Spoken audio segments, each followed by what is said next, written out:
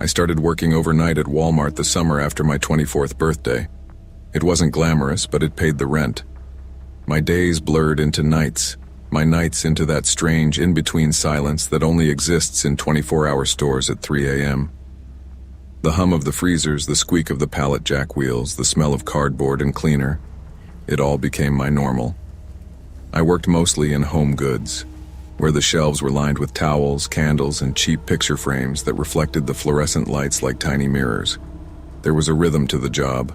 Cut the box, stock the item, face the shelf, move to the next aisle. Sometimes I'd hum to keep myself awake. We were a small crew. Me, Marcus from hardware, and Tara, who did electronics.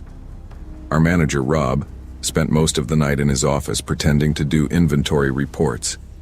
It wasn't bad work, just lonely. One night in late September, the automatic doors up front hissed open and I caught movement from the corner of my eye. A man walked slowly past the front registers, hands in his pockets. His clothes were ordinary, dark jeans, gray hoodie, but something about him made my chest tighten. He wasn't shopping. He was watching. He leaned against the end of my aisle, maybe 20 feet away, head tilted just slightly, his eyes following every move I made. "Can I help you find something?" I asked, forcing my voice steady. The man smiled, but it wasn't friendly. "I like watching people work," he said. I froze. "You can't be back here this late. The store's closed to customers." He didn't move, just kept smiling. Then, without a word, he turned and walked away. I stood there for a long time, listening to the echo of his footsteps fade into another aisle. My heart was beating hard enough to drown out the hum of the lights. The next night, I came in early, hoping it had been a one-time thing. Rob laughed when I told him about the guy. "Probably some drunk wandered in before the doors locked," he said. "You worry too much." Maybe he was right. I tried to shake it off.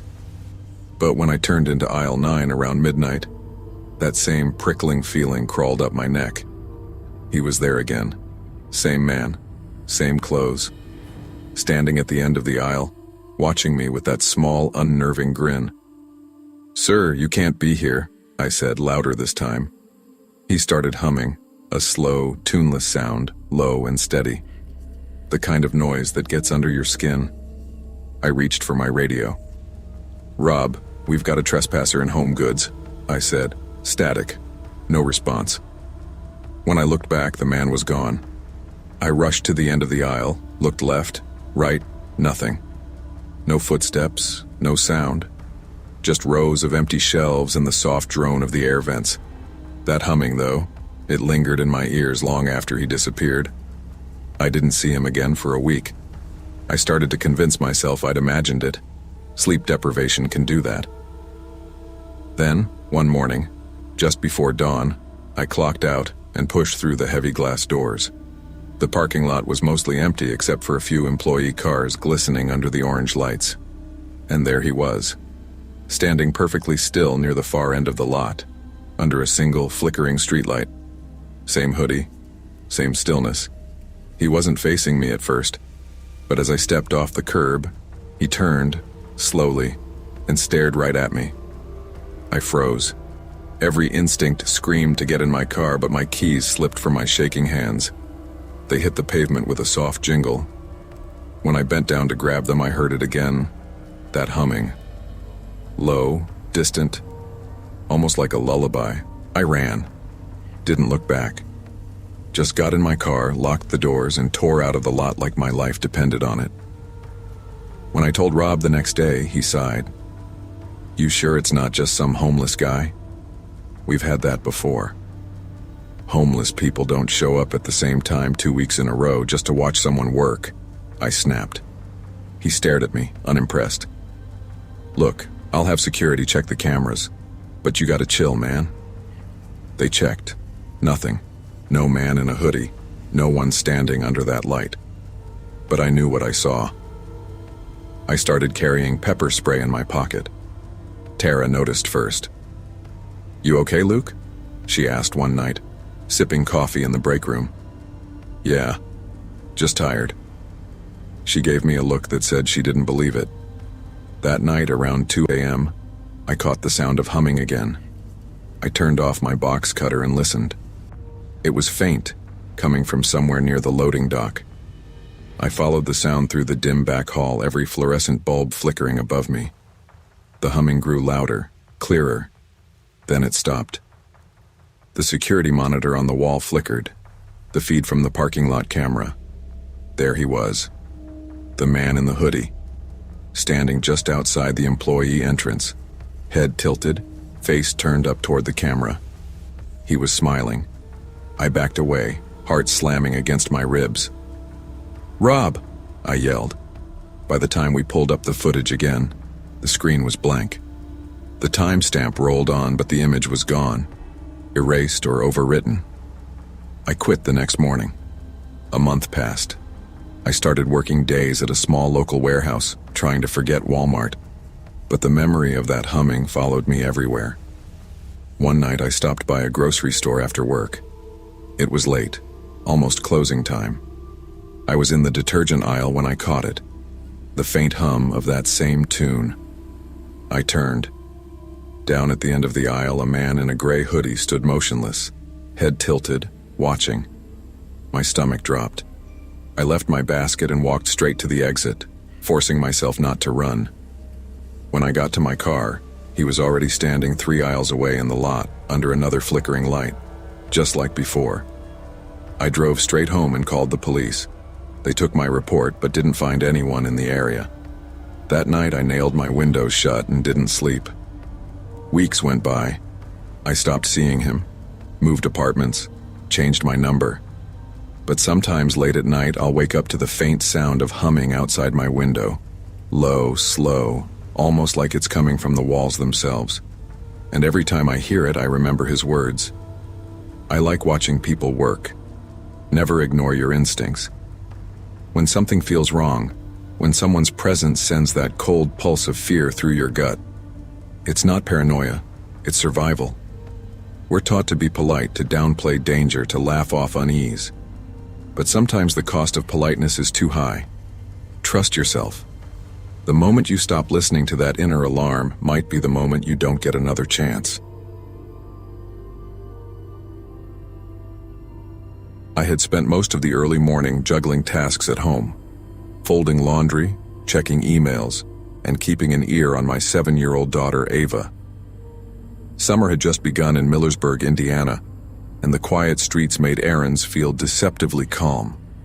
Ava was a whirlwind of curiosity and energy. Her oversized glasses slipped down her nose as she asked questions about everything. "Mom, how is glue made? Why do clouds float? Do dolls really sleep at night?" I loved her inquisitiveness, but it was a constant exercise in vigilance, balancing her need to explore with the necessity of keeping her safe. That morning I decided on a quick trip to Big Gum's Market for back-to-school supplies. I hoped the early hour would mean few shoppers and perhaps a smooth trip for both of us. The store was quiet as we entered, aisles neatly stocked, the occasional announcement echoing overhead. We headed straight to the school supply section, filling our cart with the usual essentials: colorful binders, rainbow packs of gel pens, glue sticks, and a watermelon-shaped pencil case that Ava immediately clutched. She was thrilled at the small adventure of selecting her own items, and I let her run ahead a few steps to inspect the binders while I compared sizes. "Mom, can I check the dolls?" she asked, eyes sparkling. I paused and reminded her of our safety rule. Only approach people wearing store uniforms, and if anything felt off, come straight to me. Stay close, okay? Don't talk to anyone unless they're wearing a name tag or a uniform. She grinned, gave me a little salute, and darted off toward the doll aisle. I smiled, assuming the small distance between us would be safe. Within 2 minutes, I heard another voice, low, calm, practiced, someone speaking to Ava. My heart skipped. I turned just in time to see a man, mid-40s, casually dressed, baseball cap pulled low, gesturing toward the back of the store. "They keep the good dolls back there on clearance," he said softly. "Most people never check that area." My gut screamed danger. Every instinct I had, honed from years of parenting and paying attention to subtle social cues, screamed that this man wasn't here by chance. He smiled, friendly on the surface, but the warmth didn't reach his eyes. My first thought was not to confront him aggressively. Panic would only escalate the situation. I walked calmly around the corner, placing a steady hand on Ava's shoulder. She looked up at me, trusting, unaware of the potential danger. "Hi, sweetie," I said gently, my voice firm enough to convey authority without alarming her. The man noticed me, shifted slightly, but did not directly approach. Instead, he made a subtle effort to lure Ava away, pointing vaguely toward the back of the store. When he realized I was near, he walked off casually, blending back into the aisles like nothing had happened. I stayed close to Ava, guiding her back to the front, heart still racing. Even as he exited the store without a purchase, the unease lingered, heavy and uncomfortable. I knew then that he was deliberate, calculated, and had likely done this before. Security reviewed cameras afterward, but blind spots in the store meant the man wasn't clearly identifiable. I filed a report, describing him in detail, hoping that at least the documentation might help prevent future incidents. Walking Ava out, hand firmly on her shoulder, I reflected on how unprepared I had been for someone so ordinary-looking yet so intent on testing boundaries.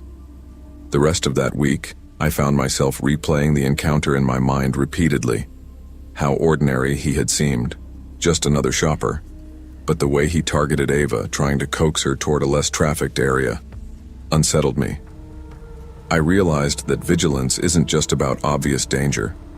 Threats often appear quiet, friendly, and unremarkable, relying on children's trust and adults' assumptions about normalcy.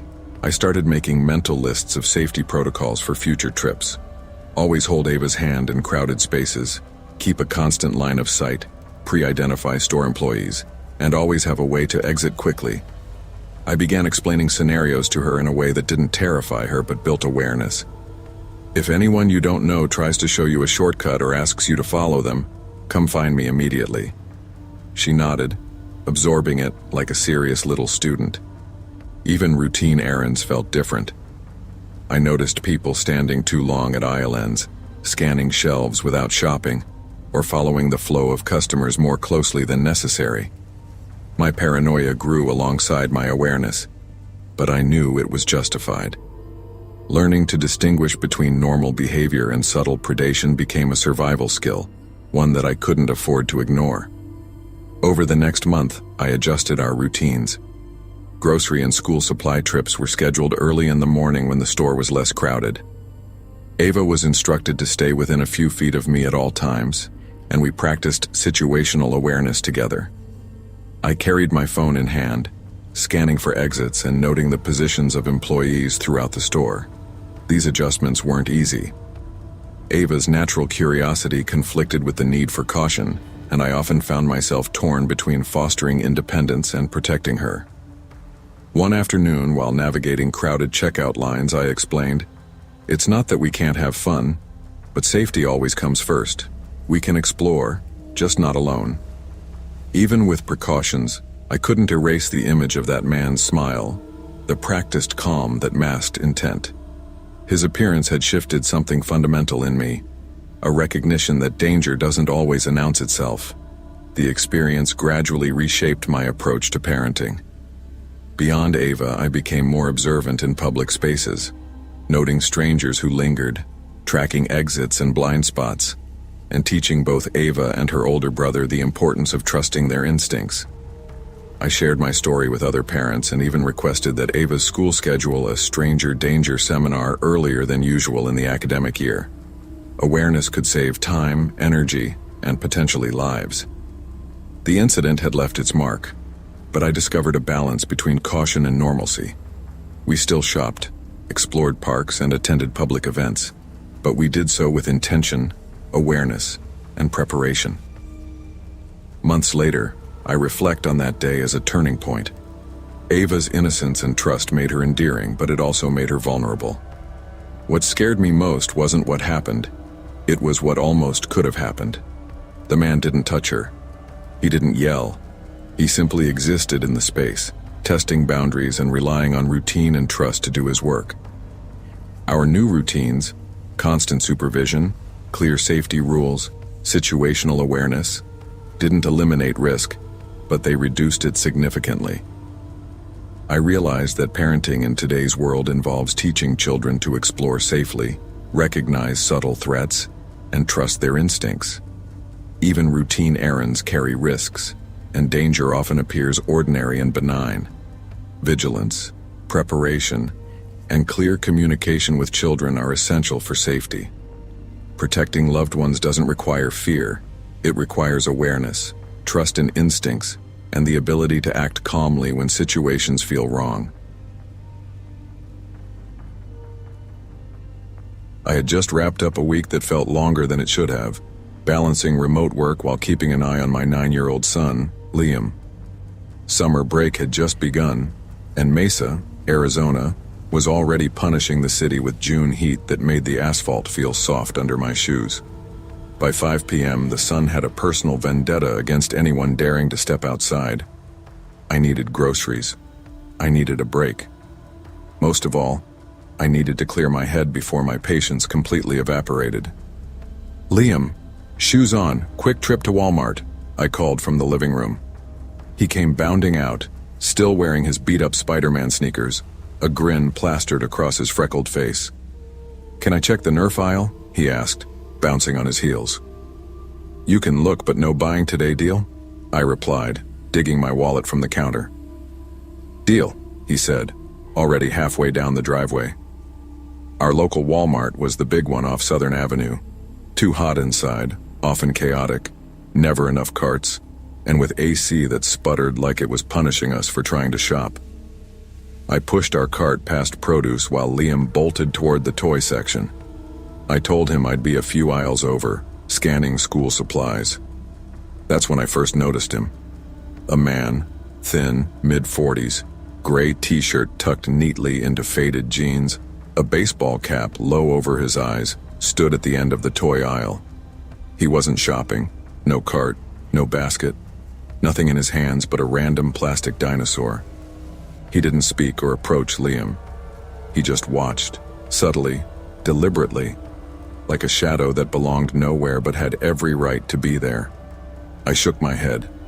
Overreacting, I muttered to myself, focusing on the notebooks in my cart. But instinct kept sending me glances back.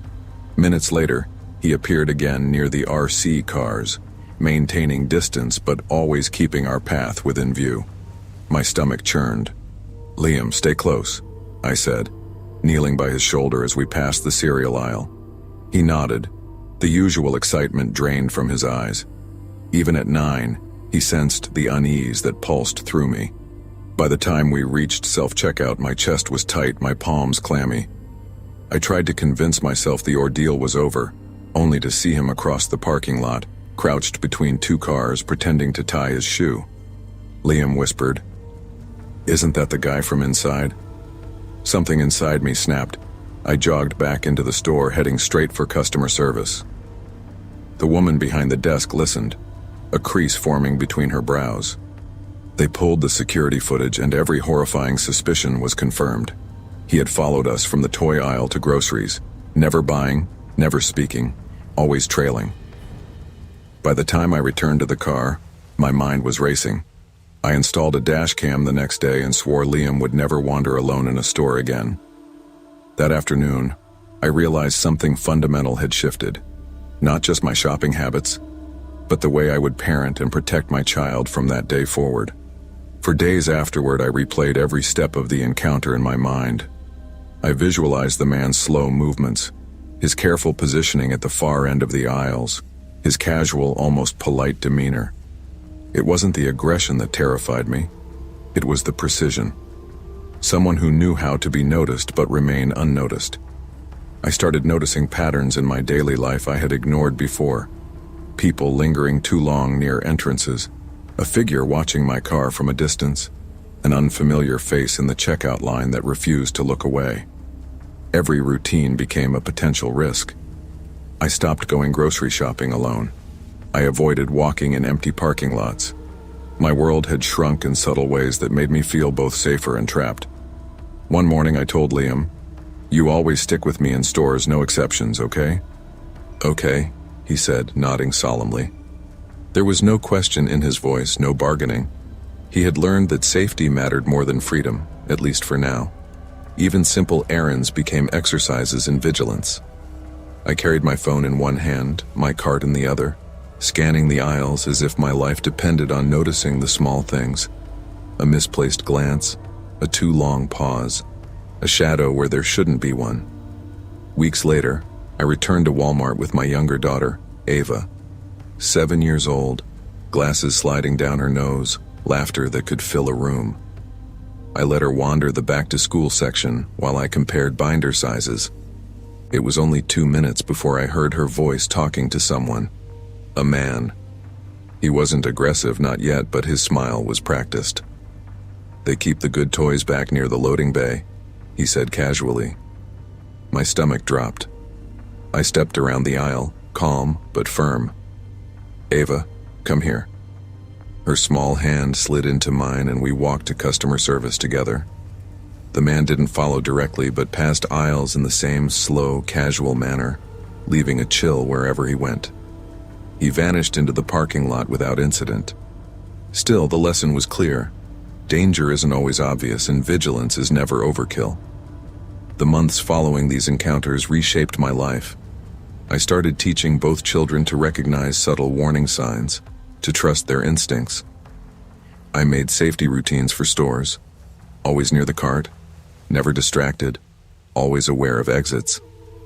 My friends noticed I had changed, cautious, almost paranoid, but I couldn't apologize. I couldn't erase the memory of a stranger who had watched, waited, and vanished. Even at home, I carried that vigilance. I double-checked locks, walked parking lots slowly, and watched the shadows in ways I never had before. It was exhausting, yes, but empowering. I had learned that alertness could save you. Eventually, life went on. Grocery shopping became structured, deliberate. I never let the kids wander alone, and I taught them how to stay aware without being afraid. Each trip was calculated. Timing, routes, spacing, observation. My paranoia had morphed into preparedness. I realized the encounter didn't take away freedom. It taught me responsibility. Danger exists, sometimes in ordinary places, in ordinary people. But preparation, awareness, and instinct could give you the edge when it mattered most. Life is unpredictable, and threats often hide in plain sight. Safety isn't guaranteed, but vigilance, awareness, and trust in your instincts can protect you and your loved ones. Ordinary routines can conceal extraordinary risk, and it's better to act on caution than to dismiss the quiet warning signs your gut provides. For months, my life had revolved around night shifts as a private security contractor in Florence, South Carolina. The work was physically demanding, patrolling textile warehouses, climbing stairwells, and inspecting storage areas that lacked air conditioning during the humid summer months. Most nights ended around 6 a.m., my uniform soaked through with sweat, back aching from hours on my feet. I was exhausted, but there was a rhythm to it, a sense of responsibility that kept me going. On that particular morning, I decided to stop at the Walmart on Ashbury Road to grab essentials before heading home. Mouthwash, deodorant, socks, and a phone charger that had been acting up. I figured the early hour would be ideal. Fewer customers, quiet aisles, and a chance to move quickly without stress. I parked near the lawn and garden entrance, noting the early sunlight casting long shadows across the lot. The store was quiet as I entered, the hum of fluorescent lights above and the occasional clatter of a distant cart echoing faintly. I grabbed a cart and made my way to the hygiene aisle, scanning shelves and comparing deodorant brands, my back stiff from the night shift. I was halfway through selecting items when I felt rather than saw him, a presence just behind me. A man approached casually, his gait confident, his body language practiced, almost rehearsed. "Morning, sir. I think you may have left your phone outside," he said, low, calm, but carrying an authority that immediately triggered my instincts. I froze for a moment, a flash of recognition sparking from years of security work. There was something about the way he moved, confident, purposeful, like he had done this before. My gut tightened. He wasn't wearing a store vest, didn't carry a radio, and had no visible identification. Yet he navigated the aisles like he belonged there, weaving between shelves with calculated ease. "Thanks, but I checked," I replied cautiously, glancing over my shoulder. "Are you with store security?" He hesitated for a fraction of a second, his polite demeanor faltering just enough for me to notice the tightness in his lips. "I help out with loss prevention sometimes," he said casually, "just keeping an eye on things." Something about the phrasing, the timing, the casual authority, it all set off alarms. I had encountered many people who tried to assert false authority in my line of work. My instincts screamed that this wasn't about helping. I decided not to confront him further in the aisles. Instead, I maintained distance, making mental notes of his appearance. Mid-50s, average build, polo shirt tucked neatly into khaki cargo pants, boots polished enough to suggest familiarity with uniformed roles. I moved deliberately toward the front of the store, keeping him in sight without overtly staring. His pace mirrored mine, almost enough to suggest coincidence, but my gut told me otherwise. I asked him directly again, "Can I see some identification?" His expression shifted subtly, the practiced politeness giving way to something defensive. "They don't make us wear ID anymore," he said, voice firm but calm.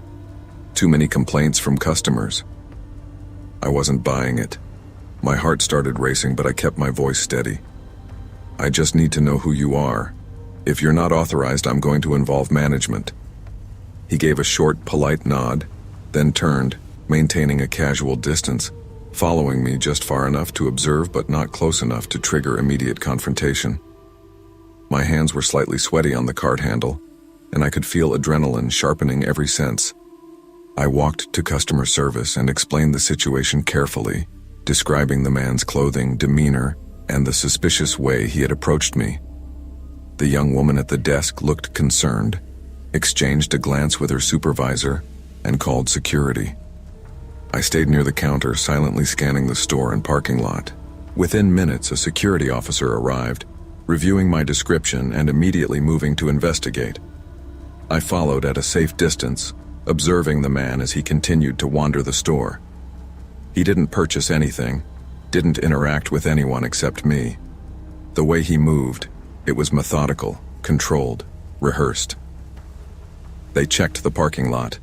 I strained to see through the large glass doors, but he was gone. Just like that, he vanished, leaving no trace except the unease that clenched my gut. I was shaken, realizing how quickly an ordinary errand could become dangerous. The security officer told me that they had received reports of a man targeting early morning shoppers, usually those appearing distracted, using the pretense of being store security to get close. My mind replayed every detail: the confident gait, the casual warnings, the subtle intimidation. All the training, all the instincts, had kept me alert, but it could have gone differently. I left the store quickly, tension heavy in my chest. Even on my drive home, I couldn't shake the lingering unease. Ordinary errands, I realized, could conceal extraordinary danger. Familiar spaces like grocery stores or Walmart, places I assumed were safe, could harbor risk. I became hyper-aware of my surroundings, not paranoid, but vigilant. I noted exit points, employee locations, and potential blind spots. I carried a small flashlight in my bag and kept my phone easily accessible. Every small detail mattered. The way people moved, the questions they asked, the confidence in their posture. The experience changed more than just my habits. It reshaped how I perceived ordinary life. My trust in public spaces was tempered with caution, not fear, but an active awareness of the world's unpredictability. Weeks later, I returned to Walmart during daylight, accompanied by a friend. The aisles felt familiar but still carried the memory of that encounter. I moved deliberately, paying attention to unfamiliar faces, odd behavior, and anything out of place. I realized that vigilance, preparation, and intuition were powerful tools, not paranoia, but protection. The incident taught me that safety is rarely guaranteed. Threats often appear ordinary, blending seamlessly into everyday routines. But awareness and instincts, honed by experience, can create an invisible shield, helping you respond before harm occurs. I continued working, continued living, but with a renewed respect for small details and subtle cues. Life would always carry risk, but I had learned that ordinary errands required extraordinary attention. Danger can hide in familiar, everyday places, and ordinary appearances can mask malicious intent. Trusting your instincts, maintaining awareness, and acting decisively when something feels wrong are essential tools to protect yourself. Routine alone does not guarantee safety. Preparation, observation, and vigilance are your first line of defense against the unexpected.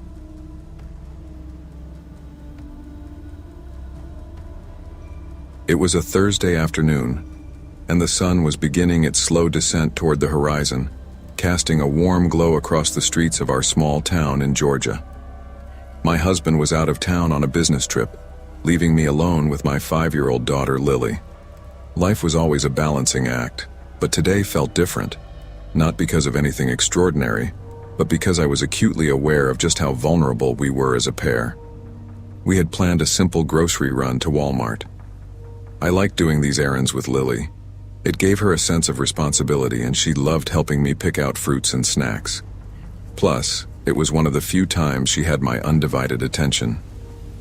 We were on a mission: cereal, milk, snacks, and anything else that would make the week run smoothly. The store was busy but manageable. Families, couples, and a few older shoppers were scattered among the aisles, but it wasn't crowded. I let Lily wander a little ahead of me within my line of sight, and watched as she examined a shelf of colorful cereal boxes. She reached for one, giggling, and I smiled. "Good choice, sweetie," I said, glancing down at my list. That's when I noticed him. A man standing a few feet away, holding a small chocolate bar in his hand. His eyes were fixed on Lily, and he had a smile that didn't reach his eyes. My stomach dropped. There was something off about him, something instinctively wrong. "Hey, sweetie," he said, his voice soft but deliberate. "Want some candy?" Time seemed to slow. I froze for a moment, processing what he had said. My hand found Lily's, and I gripped it tightly. "No, thank you," I replied firmly, trying to keep my voice calm but alert. My pulse was racing, and I could feel a cold tension curling in my stomach. He didn't leave. Instead, he took a small step closer, casually, almost like he was testing my reaction. Every maternal instinct I had screamed at me to remove Lily from his proximity immediately. "Lily, let's go check the apples," I said quickly, tugging her hand. She looked up at me, sensing my urgency. "Okay, Mommy," she whispered. I kept my eyes on him as we moved toward the produce section, subtly guiding Lily behind me. He moved slowly but deliberately, weaving through the aisles, keeping us in his line of sight. My heart pounded in my chest and my thoughts raced. I tried to remember everything I had been told about situations like this. Don't panic. Keep the child close. Don't run blindly. Get to a public area. By the time we reached the front of the store, I maneuvered Lily into the cart seat, keeping her close and positioning myself between her and the rest of the store. I kept my eyes on the man as I scanned the checkout lanes for the nearest employee.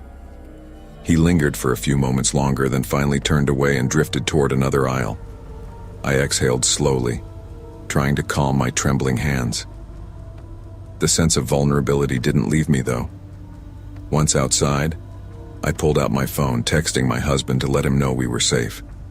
I also called the local police, reporting the man's description and actions.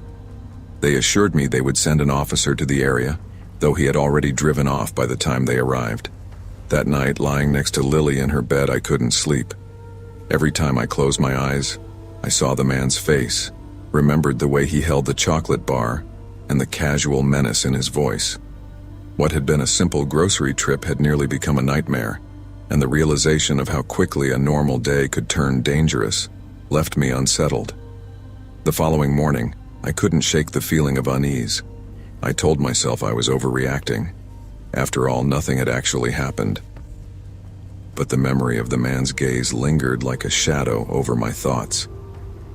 Every time Lily ran ahead to play with her toys or when I stepped outside, I found myself scanning the surroundings, watching for strangers who didn't belong. At breakfast, Lily hummed happily, unaware of my anxiety. "Mommy, can we go to the park later?" she asked, spooning cereal into her mouth. I nodded, trying to sound cheerful. "Sure, sweetie, we'll go after lunch." But even as I sipped my coffee, my mind replayed every moment from yesterday. What if I had let go of her hand for a second? What if he had approached more aggressively? The scenarios multiplied in my head, each one worse than the last. I realized how quickly safety could be compromised and how fragile our sense of security was. By mid-morning, I decided to call a friend just to talk through my fears. "You're doing the right thing," my friend reassured me. "Trust your instincts. You felt something was off and you acted. That's all that matters." Despite her words, I felt a lingering paranoia. Every store run, every public outing now felt like a potential threat. I started scanning the aisles, noting exits and security cameras. My vigilance was exhausting, but I knew it was necessary. By the time the afternoon rolled around, I had scheduled a quick trip to pick up a few more groceries. This time, I stayed hyper-aware, keeping Lily close, never letting her wander. I noticed every suspicious glance, every lingering stranger, and I felt an adrenaline-fueled focus that I hadn't experienced before. The next few days were tense. Whenever I left the house, I remained alert, scanning crowds, observing behaviors. My friends started to notice my unease. "You're scaring yourself," my sister said, brushing my hair back as we sat at her kitchen table. "I get it, but you can't live in fear all the time." "I know," I admitted. "But what if I'm wrong about instinct? What if I miss something?" The memory of the man in Walmart haunted me. The casual approach, the small chocolate bar, the way he tried to lure Lily. I couldn't rationalize it away. I realized that mothers carry a heightened sense of awareness, an innate radar for potential threats to their children. That night at Walmart had awakened mine fully. Weeks later, I returned to Walmart with a friend and her child. I wanted to reclaim a sense of normalcy, to show Lily that life didn't have to be consumed by fear. Yet, I stayed vigilant, teaching Lily small rules: stay close, hold hands, and always look for a familiar adult. As we navigated the aisles, I explained quietly, "If anyone ever makes you feel uncomfortable, come straight to me, okay?" She nodded, eyes wide. It was an important lesson, one I had learned through experience rather than theory. Even then, I found myself noting exits, watching for unusual behavior, and keeping my daughter firmly by my side. The fear hadn't disappeared entirely, but it had transformed into cautious strength, a proactive awareness rather than paralysis. Months passed and life slowly returned to normal. The man at Walmart was never seen again, and the police closed the report after finding no leads. Yet the experience left an indelible mark on me. I had learned that vigilance, instinct, and decisive action could protect both myself and my child. I realized that fear, when acknowledged and managed, could be a powerful tool. It sharpened my senses and reinforced the importance of preparation, observation, and action in moments of potential danger. Protecting those we love requires awareness, courage, and trust in our instincts. While we cannot control the actions of others, we can prepare ourselves to respond decisively when faced with potential threats. Life may present unforeseen dangers, but vigilance and presence of mind can make the difference between safety and tragedy. I never imagined a simple trip to the store could leave me feeling so vulnerable. For years, grocery shopping had been a mundane task, a short break from work, a moment to myself. I liked the predictability of it, grabbing a cart, weaving through aisles, checking off my list. But that evening, in late August, everything shifted. It had been a long day at the office, and by the time I clocked out, my energy was nearly gone. My apartment was quiet, the kind of quiet that presses down on you if you're alone long enough. I needed groceries, milk, bread, eggs, maybe some fruit for the week. Nothing exciting, nothing risky. The Walmart I usually visited was a 30-minute drive from my apartment, a big box store with wide aisles and flickering fluorescent lights. I parked near the entrance, noting the shadows that stretched long across the lot as the sun dipped behind the buildings. My cart squeaked as I grabbed it and started down the first aisle. The place was almost deserted. The hum of the refrigeration units and the occasional clatter of a cart were the only sounds. That's when I noticed him. A man pushing an empty cart was coming toward me in a completely empty aisle. He didn't speak, didn't glance around like someone browsing. He just moved steadily toward me. As our carts passed, I thought nothing of it. But when I turned down the next aisle, there he was again, matching my pace almost perfectly. My stomach knotted. "Excuse me," I said cautiously, trying to sound casual. "Are you looking for something?" He didn't answer.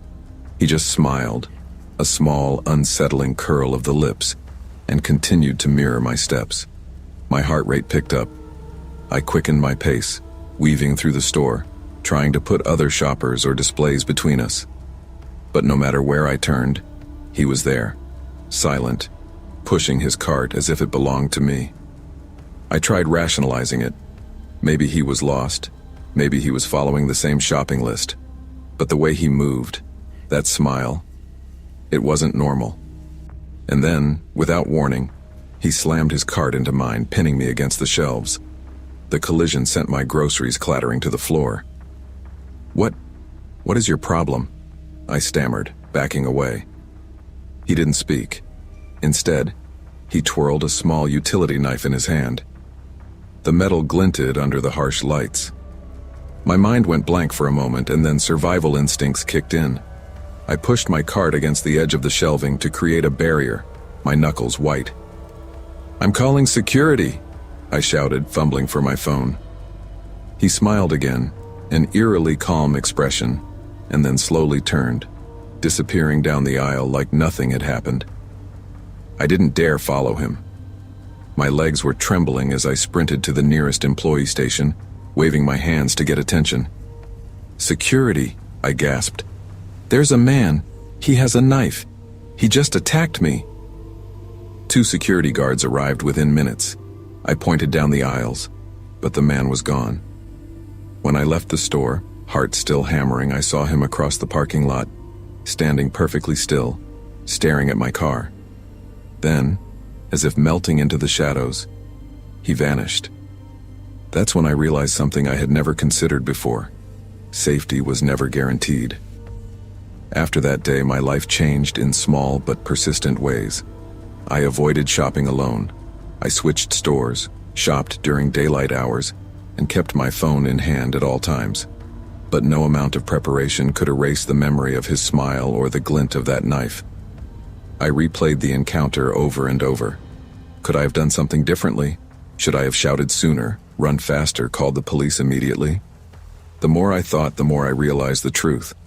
Some people thrive on fear itself, and no amount of planning could fully protect me from random encounters with malice. I even started noticing him in my dreams. Empty aisles, his cart sliding silently along the floor, that same calm smile. In the daylight, though, I tried to convince myself it was just paranoia. It was one man, I told myself. He's not going to find you again. But deep down, I knew better. People like that don't forget. Their patterns repeat. And that realization gnawed at me, a persistent itch I couldn't scratch. One evening, 2 weeks later, I was at the same store, nervously checking the aisles for signs of him, my hands gripping the cart tighter than necessary. I kept telling myself it was irrational, but the fear didn't fade. The store was quiet, almost too quiet, and my imagination filled the empty spaces with possibilities I didn't want to consider. I heard footsteps behind me, a cart rolling. I froze, every nerve in my body screaming. My pulse thundered in my ears. I turned slowly, just enough to see an empty aisle. No one there. My stomach clenched. This was the new reality. I had lost a sense of ease in public spaces, a freedom I once took for granted. Even with friends and coworkers, I found myself explaining less and less. How do you describe a shadow that lingers, a sense of being watched without sounding hysterical? Instead, I focused on logistics, changing my routes, shopping in groups, staying aware. But the fear was no longer a story. It was a constant companion. One Saturday morning, I was shopping with a friend who had insisted on accompanying me. I wanted to reclaim some sense of normalcy, to prove to myself that the world wasn't inherently dangerous. We were in the cereal aisle when I caught a movement out of the corner of my eye. Another man, mid-40s, pushing a cart but not browsing, walking slowly and deliberately. He didn't seem to notice us. My chest tightened instantly. My friend noticed the change in my expression. "Hey, are you okay?" she asked. I think we should move," I said, my voice low. We changed aisles, my hands tightening on the cart. The man followed, just out of reach, just out of sight. My stomach lurched. Every instinct screamed the same warning: don't underestimate this. Finally, I led my friend to the customer service desk and explained what I was seeing. She called security, but by the time guards arrived, the man had vanished. My heart was still racing. It wasn't about a theft or a confrontation. It was about control. The way someone could assert presence in your space and make you question your safety without ever touching you. The experience didn't end in the store. For months, I replayed it in every quiet parking lot, every empty aisle. I learned to recognize patterns in people's movements, subtle signs of someone lingering too long, watching too carefully. My friends noticed the changes. I was hypervigilant, always scanning. Even when I returned to normal routines, the shadow of that man lingered in my mind. I avoided being alone, carried pepper spray, and always had my phone ready. The freedom I once took for granted, the ability to shop, walk, or park without anxiety, was gone. Months later, I realized something important. The fear, though exhausting, had taught me vigilance. It had taught me the value of paying attention, trusting instincts, and never dismissing gut feelings. I could no longer ignore the possibility that danger might be ordinary, quiet, and subtle. I also understood the importance of speaking up, reporting suspicious behavior, and supporting security measures in public spaces. Knowledge, awareness, and preparation don't eliminate risk, but they give you a fighting chance. Life moved forward cautiously. I returned to the store eventually, this time with a friend, and even then I stayed aware, alert. I refused to let fear dominate my life, but I carried it like a reminder. A tool, not a burden. Some threats aren't loud. They aren't obvious. They don't come with warnings. And sometimes the only thing between you and harm is attention, preparation, and instinct. Safety is not guaranteed, and danger often hides in plain sight. Awareness, vigilance, and trusting your instincts are crucial in protecting yourself. Ordinary routines can conceal extraordinary risk, and it's better to act on caution than dismiss your gut feeling. The world isn't inherently safe, but careful observation, preparedness, and courage can keep you one step ahead. I had been working at Walmart for a few months, mostly on the overnight and evening shifts when the routine finally started to feel comfortable. Cashier work wasn't glamorous, but it had its rhythm. Scanning items, making small talk with regulars, occasionally juggling a line of impatient customers. The store hum of fluorescent lights, distant carts clattering, and muffled announcements felt like white noise. Background to my small, predictable world. That Tuesday afternoon, the store was quiet. My register beeped intermittently, mostly empty carts rolling past. I was halfway through a sandwich from the break room when a man approached. He was wearing a Walmart vest, neatly tucked shirt, khakis, typical enough to blend in, but something about his posture made my stomach tighten. "Hi, I'm Greg," he said, shaking my hand with an easy smile. I just started from another department. His voice was casual, but his eyes lingered a bit too long. "Welcome," I replied, glancing at the register line. We haven't met before. Yeah, it's my first week, he said, tilting his head. So, when do you get off work? And where do you live, roughly? I froze. Most people didn't ask questions like that. I usually clock out around 10, I said cautiously. And I live not far from here. Greg smiled, not responding, just letting the information hang in the air. I forced a polite nod and returned to scanning items, trying to shake the feeling of unease that had started crawling up my spine. For the next several days, I noticed him frequently. He appeared in different aisles, sometimes standing near the entrances for long stretches. He always wore the same vest, same khakis, same unnerving smile. My coworkers shrugged him off. Probably a new employee, one said. Stores have transfers all the time. But I had a gut feeling that something wasn't right. By the end of the week, I had stopped taking breaks in the back room alone. I kept my phone close even when I wasn't on call, and started noticing little details. The way Greg's eyes followed me, how he seemed to materialize wherever I went. A week later, I tried to confirm his identity with my manager. Greg? I asked, leaning on the counter. Do you know if a new hire by that name has been transferred here? My manager shook her head. Nope, never heard of him. Maybe he's from another store? No, I said, my voice tighter than I intended. I've asked the other departments.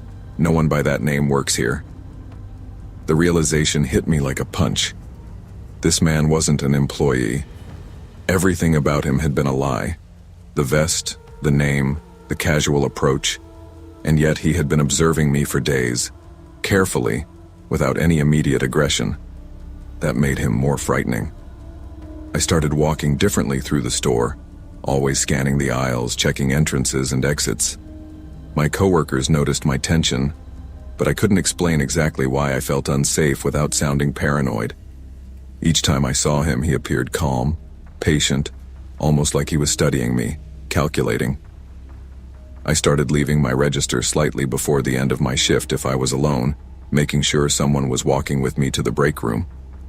I carried a small flashlight in my bag, keeping it tucked in my jacket. My routine became a form of protection, a way to anticipate his moves without direct confrontation. It all escalated one night while I was stocking shelves in the back room. The store was dim, quiet except for the distant hum of the refrigerators. I had just finished a pallet of paper towels when I heard footsteps approaching rapidly.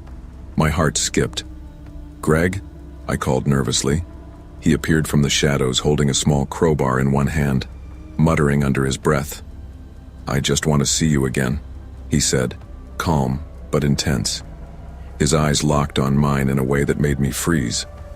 I ran without thinking, slamming the back room door behind me. My hands shook as I grabbed the phone in the office and called security. Within minutes, they arrived, restraining him just outside the break room. He didn't resist, just looked at me, smiling faintly as if he had been expecting this outcome all along. After that night, my manager transferred me off the overnight shift immediately. I couldn't face being alone in the quiet aisles again, couldn't stomach the thought of encountering him with no one around. Even after leaving the overnight shift, I couldn't shake the feeling that he had left a mark on my perception of safety. I became hyper-aware in public, constantly scanning for unusual behavior. I installed a small personal alarm on my keychain, and when I walked to my car after work, I made sure to stay in the well-lit areas of the parking lot.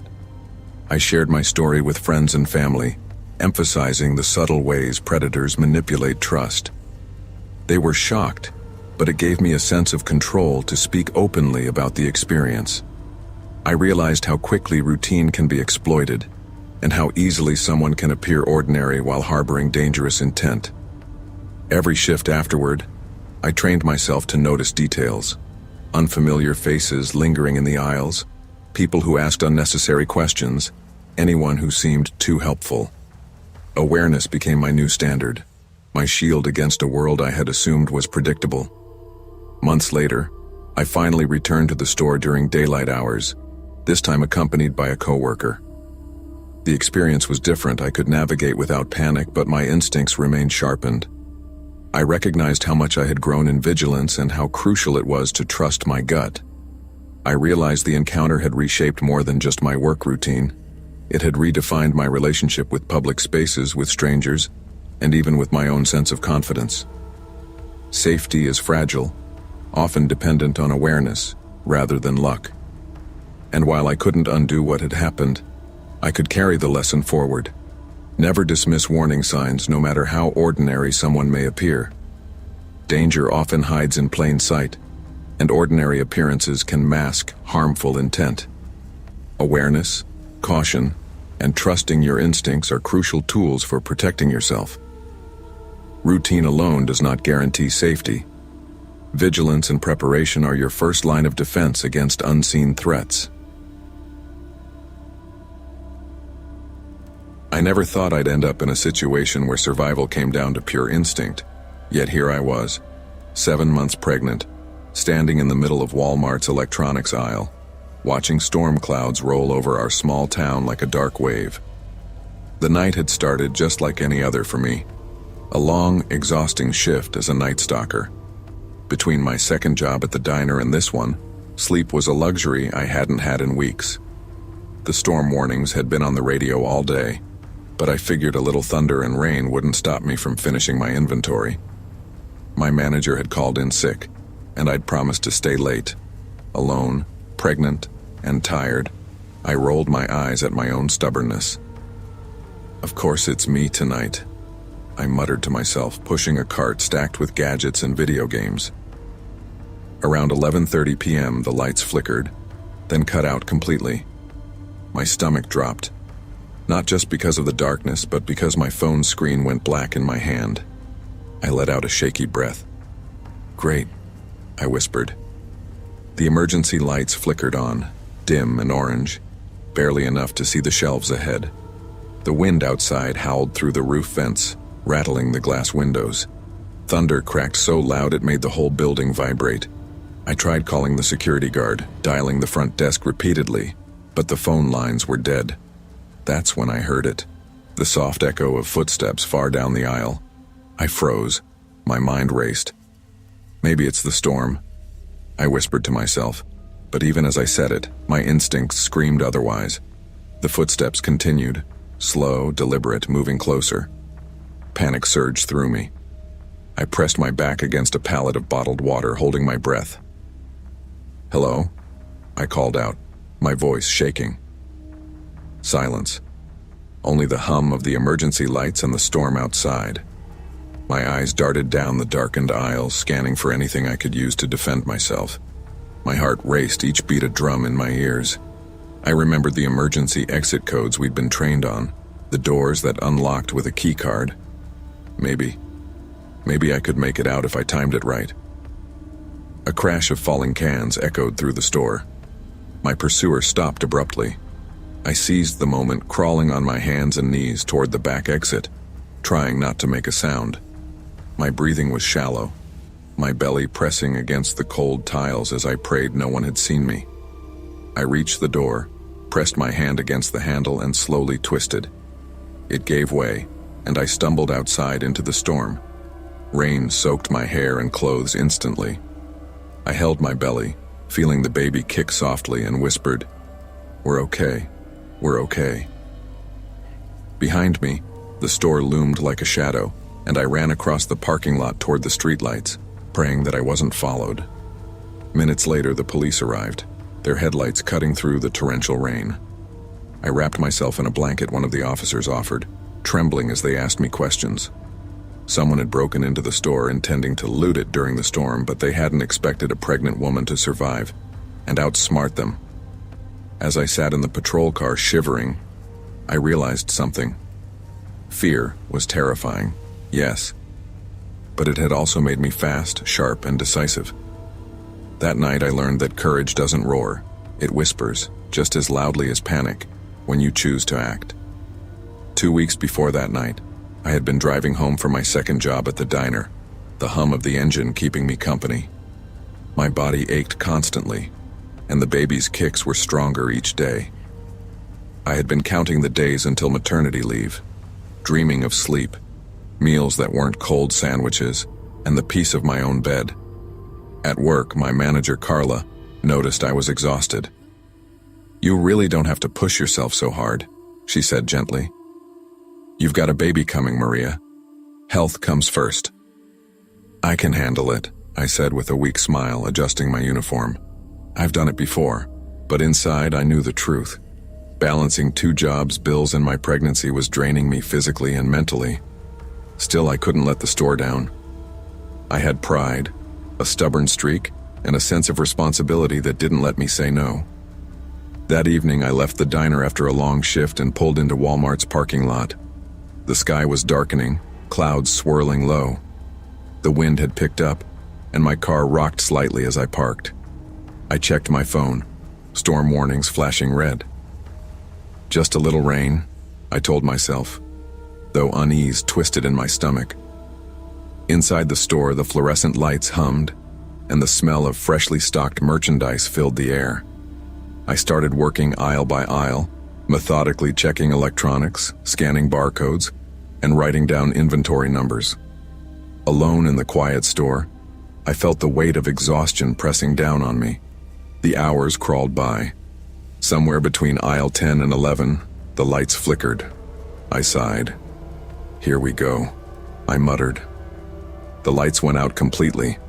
My stomach churned and I swallowed hard.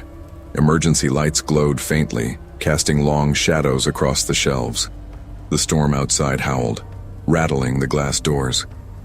At first I told myself the footsteps I heard were just my imagination. A rat, maybe, or the storm making things move. But the sound was deliberate, echoing, and unmistakably human. My heart raced and I crouched behind a pallet listening. "Who's there?" I called out softly. My voice trembled. Silence. Footsteps. Closer. I pressed my back against the pallet, my belly brushing the cold floor. My hands shook as I remembered the emergency exit codes. Maybe I could get out if I timed it right. The storm outside was relentless, the wind whipping against the building. I could hear the sound of breaking glass somewhere far down the aisle. Panic rose like bile in my throat. I whispered to myself, "Stay calm, move slow, don't panic." The footsteps grew louder. My heart pounded like a drum. I peeked around the pallet, trying to make out shapes in the dim emergency lights. A shadow moved, tall, lanky, deliberate. My chest tightened. I crawled, slow and careful, toward the back of the store. Each step felt like a gamble. If I made noise, he would hear me. A stack of canned soup toppled over and I held my breath, frozen as the shadow paused. Then he moved again. I reached the emergency exit, trembling, hand on the door handle. My fingers were slippery from sweat and rain that had leaked in from the storm doors. I twisted the handle slowly, willing it to work. A soft click. The door opened. Rain hit me instantly, soaking my clothes and hair. I ran across the lot, holding my belly, trying not to slip. The sound of my pursuer faded, swallowed by the storm. My lungs burned, but adrenaline pushed me forward. The streetlights were few and dim. I ran toward the nearest house, waving my arms, shouting for help. A neighbor came out, wrapped me in a blanket, and called the police. My body shook uncontrollably as I explained what had happened. The police searched the store, taking evidence and talking to me. They said the intruder had broken in intending to loot, likely hoping the storm would keep anyone away. But I had survived. They praised my calm thinking and fast action. Yet fear lingered. Every creak of the house, every gust of wind outside my window made me jump. I realized that courage and fear exist side by side, each feeding the other. Without fear, I wouldn't have moved as fast. Without courage, fear would have paralyzed me. Months later, I stood in my baby's nursery, rocking my sleeping daughter in my arms. The storm had long passed and life was returning to a semblance of normalcy. I thought about that night, how terrified I had been, how exhausted, how alone. But I also thought about what I had learned. Fear can sharpen instincts. Courage isn't the absence of fear, it's action despite it. Strength often comes in small, quiet moments when panic threatens to take over. I had survived not because of luck alone, but because I trusted myself, acted decisively, and never gave up. That night at Walmart taught me that even in darkness, there's a way forward if you're brave enough to take it. True courage is not the absence of fear, but the ability to act with strength and clarity in the face of it. Life's challenges may come like storms, but inner resolve and quick thinking can carry you through. I've worked nights at the Walmart off Highway 41 for nearly 3 years. Being an assistant manager on the graveyard shift has its perks: less foot traffic, fewer complaints, and a sense of quiet control over the store when most of the world is asleep. But it also comes with its own set of stressors. Security, theft, and the occasional strange encounter aren't uncommon. Yet over time, you learn to push those moments into the back of your mind. That particular night started like any other. The clock read 11:30 p.m., and I had just finished my rounds, checking that aisles were clean, registers stocked, and the night crew on task. I was tired, craving the last cigarette of the night, a small indulgence I'd promised myself after a long week. Stepping outside through the employee door near the loading dock, the smell of diesel and trash hit me immediately. A normal smell I barely noticed anymore. The lot was mostly empty except for a few cars belonging to the overnight staff. Then I saw it. A white cargo van parked near the dumpsters, engine running, lights off. My chest tightened. Deliveries weren't scheduled for that night. Someone shouldn't be out there not alone, not with the engine running, and certainly not with the back doors slightly ajar. I walked closer, keeping a casual distance at first, as if the night air could shield me from danger. That's when I heard it. 2 male voices, low and whispering, and another sound, high-pitched and muffled. My stomach dropped as I realized it was crying. There was a woman inside, trapped, her distress piercing the night. "Okay, stay calm," I whispered to myself, retreating slowly to the store to call our security guard. My hands were shaking, heart hammering in my chest. "This isn't a drill," I muttered under my breath, dialing quickly. Minutes felt like hours as I waited for the security guard, Jim, to arrive. He was older, dependable, and had seen more than his share of late-night weirdness, but even he didn't seem prepared for this. I gestured toward the van once he pulled up, keeping my distance. "Jim, do you see that?" I whispered. He squinted in the dark, his flashlight cutting a beam across the lot. That's not scheduled," he muttered, his voice low. "And it doesn't smell like one of ours." As we approached, I noticed the back door swinging slightly with the movement of the van.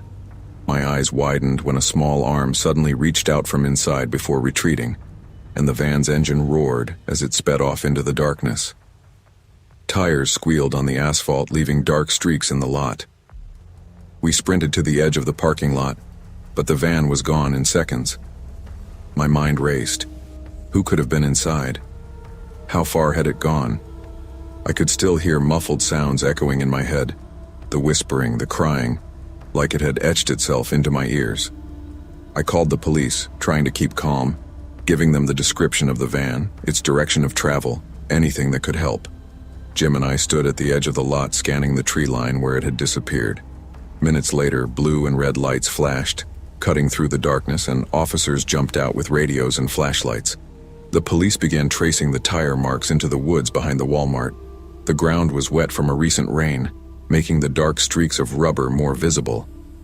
I followed at a cautious distance, heart hammering, replaying the image of the woman's arm over and over. "Did you see her?" one officer asked me. I nodded, swallowing hard. "Yes, she was, trapped." I couldn't get the words out fully, it sounded too unreal. As they combed the area, they found pieces of torn duct tape caught in the brush. One piece had blood on it, another was stuck to a scarf, a bright-colored item matching a missing person alert from a town 2 exits over. I felt bile rise in my throat. This wasn't random. Someone had planned this. Someone had brought her here intentionally. Jim put a hand on my shoulder, sensing my panic. "It's okay," he said, though his voice betrayed his own unease. "We're going to get her." Officers began widening the search, calling in more units, but the forest was dense, dark, and unforgiving. The only traces were the tire marks and a few scattered personal items. The urgency of the night pressed down on me. I couldn't shake the image of her small, trembling hand reaching out before the doors slammed shut. After the police left, promising to continue the search with K9 units in the morning, I returned to the store. My hands were trembling as I locked the doors behind me. I couldn't stop thinking about what I had seen. Jim offered to cover for me, but I refused. I needed to be awake, alert, and available if anything happened. That night, I didn't smoke behind the store. I couldn't look at the loading dock without seeing that van, those doors, and that arm. For weeks afterward, every time I stepped outside for a break, I glanced over my shoulder, half expecting the van to reappear. Sleep was fractured. Every siren, every engine outside my window made me tense. I replayed the scene over and over, asking myself if I could have done more, arrived faster, prevented the van from getting away. The helplessness gnawed at me, but I had no answers. Only the memory. Months later, the case remained open, though there were no leads. I quit smoking behind the store entirely. Some things, some sights, don't leave your memory easily. The woman's fate was unknown, but that night had taught me lessons I hadn't expected. Vigilance matters, instincts are vital, and sometimes your presence alone can make a difference. I often think about that evening. How close I came to being just another witness who didn't notice in time. How quickly normal life can turn into something terrifying. And I wonder, every time I see a van parked too long, a shadow out of place, could I intervene in time? Would I notice sooner next time? Life is fragile, and danger can appear unexpectedly. Trusting your instincts, acting decisively, and remaining vigilant can mean the difference between safety and tragedy. Some moments will haunt you forever, but they also teach the value of courage, awareness, and preparedness. I used to think the quiet of night shifts was comforting. There was something peaceful about pushing a pallet of towels down an empty aisle, the hum of the fluorescent lights overhead, and the steady rhythm of my own breathing. I started working at Walmart after college, mostly because it was easy to get in and steady enough to pay rent. Overnight stocking wasn't glamorous, but it had a rhythm, a kind of silence that most people never experience. My shift usually started at 10 and ran until 6 in the morning. By midnight, most of the crew had fallen into a wordless routine. Cut boxes, face shelves, check the radio for calls, repeat. The store always felt half alive, its body asleep, but its lights still on. I was 26, living alone in a small apartment complex just 5 miles from the store. My world revolved around the night, sleeping when everyone else was awake, eating cold dinners at 3 a.m., and listening to true crime podcasts just to stay alert. I didn't think much ever happened in those aisles. You'd be surprised how easy it is to forget you're being watched when your back is turned to the cameras for hours on end. That night started like any other. I clocked in, grabbed my blue Walmart vest from the break room hook and got to work in home goods, my usual section. Around midnight I got hungry and decided to step out for dinner.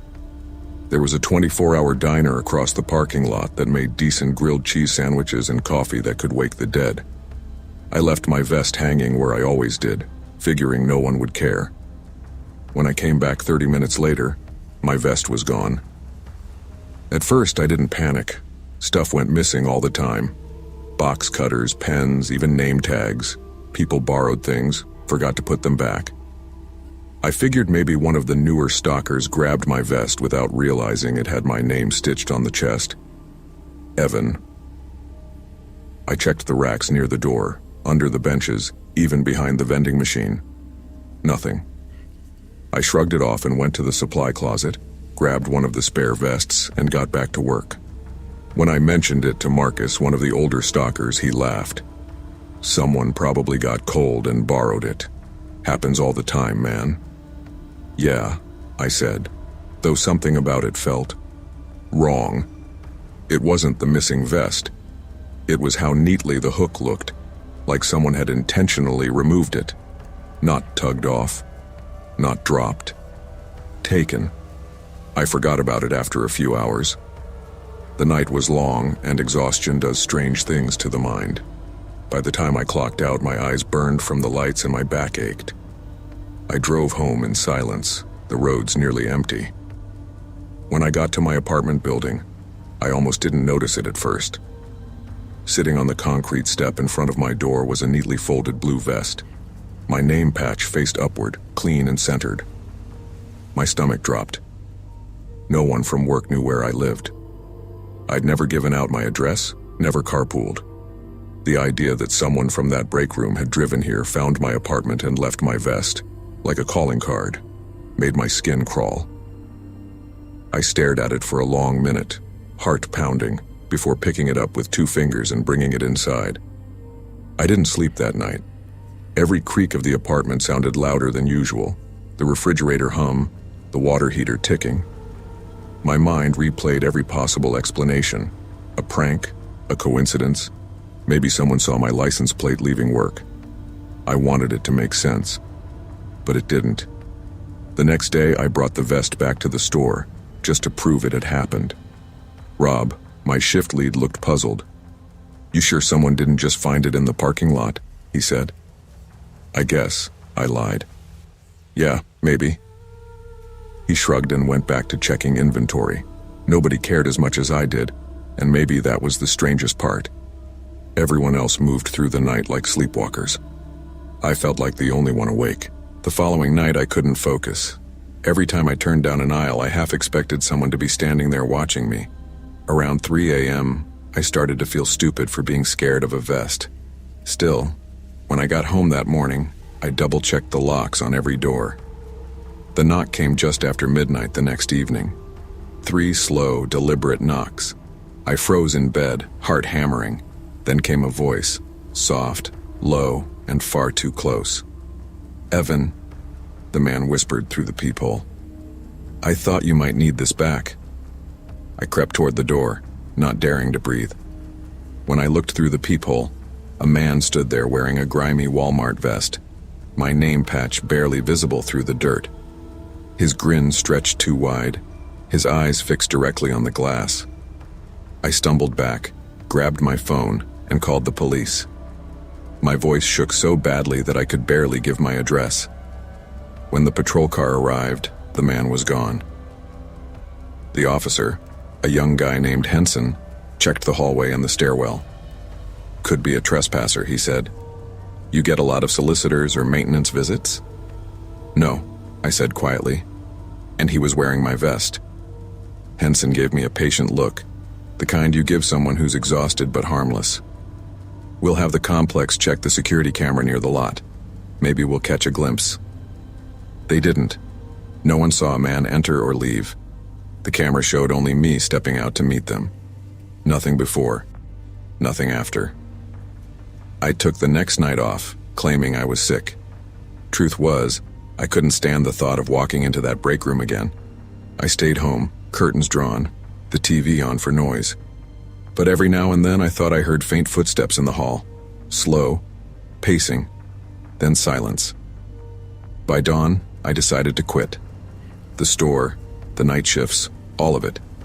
It wasn't worth the feeling that someone had taken an interest in me I never asked for. When I called Rob to tell him, he sighed. "Hate to lose you, Evan. You're one of the reliable ones." "Yeah," I said softly. "I just need to feel safe again." It's been 6 months since I left Walmart. I found a job at a small hardware store, daytime only. The light feels good. The normal hours help. Still, I can't shake certain habits.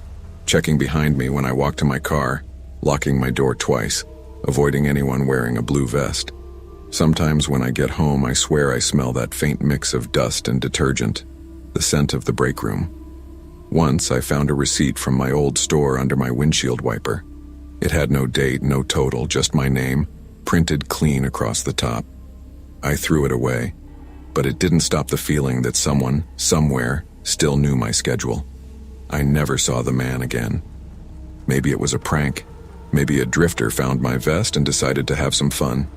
But deep down, I know it wasn't random. He knew where to find me once, and that's once too many. Sometimes when I can't sleep, I think about that night. The smile behind the peephole, the way he said my name like he'd been waiting for it. I still have the vest, folded in a box at the back of my closet. I should throw it out, but I can't. It's a reminder of how close fear can stand to your front door before you finally listen to it. Trust your fear. It exists to protect you.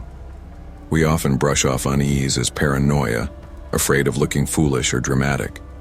But instinct is our oldest defense, built on 1,000 quiet warnings. When something feels wrong, it probably is. Don't ignore it, don't explain it away. Safety isn't paranoia, it's awareness. And awareness can save your life long before the danger ever knocks. Working the overnight shift at Walmart was never glamorous, but I had a rhythm to it.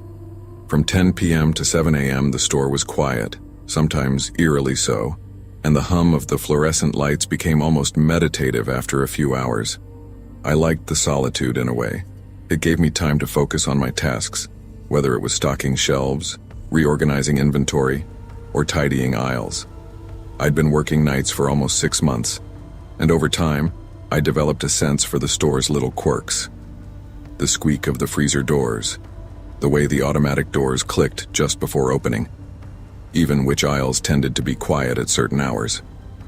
It gave me confidence, made me feel in control in an environment that could sometimes feel endless and overwhelming. That morning, or rather early that day, I was finishing my last round. I'd spent the last hour in electronics, stacking DVD cases and checking shelves. My eyes were heavy, and my back ached from hours of bending and lifting. The clock read 6:55 a.m., and the thought of my bed, warm sheets, and a long shower kept me moving. When I finally clocked out, the parking lot was almost empty. Only a few cars were scattered around, mostly belonging to employees who were working the closing shift. I slid into my car, locking the doors instinctively, and started driving toward the highway. The chill of the early morning air hit my face through the cracked window as I backed out of my spot, still replaying my shift in my head. Then I noticed it. An old pickup, parked near the far end of the lot. At first I dismissed it. Maybe the driver had been waiting for someone or just stopping briefly. But as I pulled onto the main road, the same truck followed, keeping its distance yet matching every turn I made. My stomach dropped. I tried to ignore it, rationalizing. Maybe it's just coincidence. Maybe it's heading the same way. But then it made the same turns I did. Left at the first intersection, right at the next, slowing down when I slowed. Panic crept in. My mind raced through options: drive faster, pull over, call the police. But my exhaustion made it hard to think clearly. I needed to stay calm, stay aware. I decided to test the situation. At the next light, I hesitated before turning left, pretending to check my phone. The pickup mirrored my movements, stopping when I stopped. My heart pounded. This wasn't coincidence. Someone was following me. I considered calling my husband, but my hands were trembling, and I didn't want him to panic. My first priority was to get to a public, well-lit area. That's when I noticed a 24-hour gas station ahead. Relief mixed with fear as I turned into the lot, parking near the front door. I watched through the windshield. The pickup parked at the far edge of the lot, engine still running. The driver sat motionless, watching me, and the sun hadn't even started to rise. I gripped the steering wheel, trying to control the shake in my hands. I ran inside, breathless, and explained the situation to the clerk. He nodded calmly, but with a seriousness that made my stomach tighten. "I'll call the police," he said quietly. "Stay inside." I obeyed, pacing near the soda cooler, ears straining for any sound outside. Minutes felt like hours. The clerk reassured me, but I couldn't shake the feeling of being watched, targeted. Then a police car pulled into the lot. Relief washed over me, but when we stepped outside, the pickup was gone. My stomach sank again. It wasn't gone by coincidence. Whoever it was had anticipated the arrival of help. The officer listened to my account and then glanced at his tablet. "You're not the first," he said, voice low. "We've had reports from the Walmart down the road, same truck, same behavior. Circling the lot after every overnight shift, sometimes sitting for hours. Surveillance cameras caught it multiple times." My pulse spiked. "So, they've been watching the store? Watching employees?" "Exactly," he said. "And now it looks like someone followed you home." We drove back to the Walmart to review the security footage. On camera, the truck appeared multiple times over the past week, moving slowly around the parking lot, its headlights off at times, always parked near the exits and employee vehicles. My name came up on one footage clip walking to my car, almost the exact moment the truck drove nearby. The feeling of violation settled in heavily. I had spent months feeling safe in a routine I knew intimately, but suddenly, that safety felt fragile. Every quiet night, every empty aisle, every drive home could be the beginning of a nightmare. After that night, my routine changed drastically. I started driving different routes home, never leaving the store alone without checking for vehicles nearby. I left the parking lot in pairs when possible and began calling someone to stay on the phone with me during late-night drives. Even at the store, I became hyper-aware. I noticed every car, every shadow near the doors, every unusual sound. Sleep came harder, anxiety gnawed at me, and yet a part of me became sharper, more aware, more ready to act. I began logging every odd occurrence in a notebook, a precaution for myself and for management. Each entry served as a reminder. Vigilance could save lives, and complacency could be dangerous. Weeks passed, and the truck never appeared again after the police increased surveillance and patrolled the area more frequently. I eventually regained some sense of normalcy, but I never fully relaxed during late-night drives or shifts. That experience changed me. I learned that even familiar routines could be vulnerable, that danger could be subtle and patient, and that instincts and proactive measures mattered more than I had realized. Awareness and vigilance are crucial, especially in situations where routine can lull you into complacency. Trust your instincts, act decisively when something feels wrong, and prioritize safety above all else. A moment of caution can prevent a lifetime of regret. Working the night shift at a small-town Walmart was never glamorous, but it paid the bills and kept me out of trouble. I'd lived in Mississippi my whole life, in a town where everyone knew everyone else's business. The streets were quiet at night, except for the occasional barking dog or the hum of a passing car. My shift was 12 a.m. to 7 a.m., and I had come to accept the solitude of the store during those hours. That night, I was assigned to the frozen foods section, a task that required mostly restocking, rotating stock, and keeping the freezers tidy. I liked the quiet, the way the hum of the freezers sounded like a heartbeat in the dark.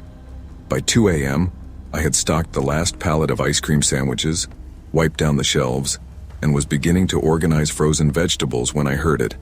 A sharp slam. The back freezer door had closed with a bang. My stomach clenched. "Hello?" I whispered, my voice trembling more than I expected. I knew I was alone. The only other person scheduled on the floor was the night manager, who wouldn't be on the electronics side until 3 a.m. I approached the freezer cautiously. Frost lined the door handle and the cold air made my breath fog. As I pushed the door open, I noticed something odd. There were footprints in the frost, barefoot prints, leading between the shelves. My mind raced. "No way. Someone's inside," I muttered under my breath, inching closer. I held the scanner in one hand like a weapon, the other pressed against the cold metal of the freezer shelf. "Hey!" I called out louder this time. "Is someone there?" The only reply was the low hum of the freezers and my own heartbeat echoing in my ears. The footprints led between the shelves, then abruptly disappeared behind a pallet rack. I froze, thinking maybe someone had slipped behind it, but the back door to the loading dock was still locked from the inside. There was no other way in or out. I tried rationalizing it. Maybe a coworker had forgotten to clock out. Maybe I was seeing things. I shook my head. I'm not imagining this, I whispered. My fingers clenched the scanner. The freezer's humming seemed louder, almost oppressive. As I turned to leave, my nerves on edge, a motion sensor light flicked on behind me. I whipped around, and the freezer door creaked open again. A draft? Maybe. But then I saw it. A hand gripping the handle from inside. My blood ran cold. I bolted toward the office, fumbling with the walkie-talkie to call the night manager. Matt, get over here, someone's in the freezer, I yelled. Seconds felt like hours. When the manager and security arrived, the freezer was wide open. They searched the area, their flashlights cutting through the cold mist, but there was nothing. Only one bare footprint pressed into the frost. I'd worked nights at Walmart for almost a year, but I had been stocking freezers even longer at a small grocery store down the street. I knew how empty a store could feel when the streets outside were dark, and how easy it was for your imagination to turn shadows into figures. Most nights were uneventful, just routine, monotony, and the occasional misfired alarm from the automatic doors. That particular week had been stressful. My dad had been sick, so I'd been driving him to appointments during the day before heading into work at night. Sleep was fragmented, and my mind often wandered while I moved pallets of frozen goods. On the night before the freezer incident, I remember hearing stories from co-workers about ghostly sightings in the empty Walmart after hours. Normally, I laughed it off. Mississippi towns love to tell tall tales. Come on, you're telling me nobody's ever stayed late alone without seeing something weird? One co-worker said, grinning. Yeah, like a ghost or a monster, I joked. Right, because that's totally rational. Even so, those stories replayed in my mind as I walked through the empty aisles that night. There was something about the way the fluorescent lights flickered, the way the cold air from the freezers mixed with the humid night air, that made shadows stretch and twist in unnatural ways. As I returned to the frozen food section, I reminded myself to breathe. It's just your brain, I muttered. But when I saw those barefoot prints in the frost, I knew this was no trick of the light. Something had been there, and it had left a mark. The following day, I tried to talk to my night manager, Matt, about what had happened. He raised his eyebrows.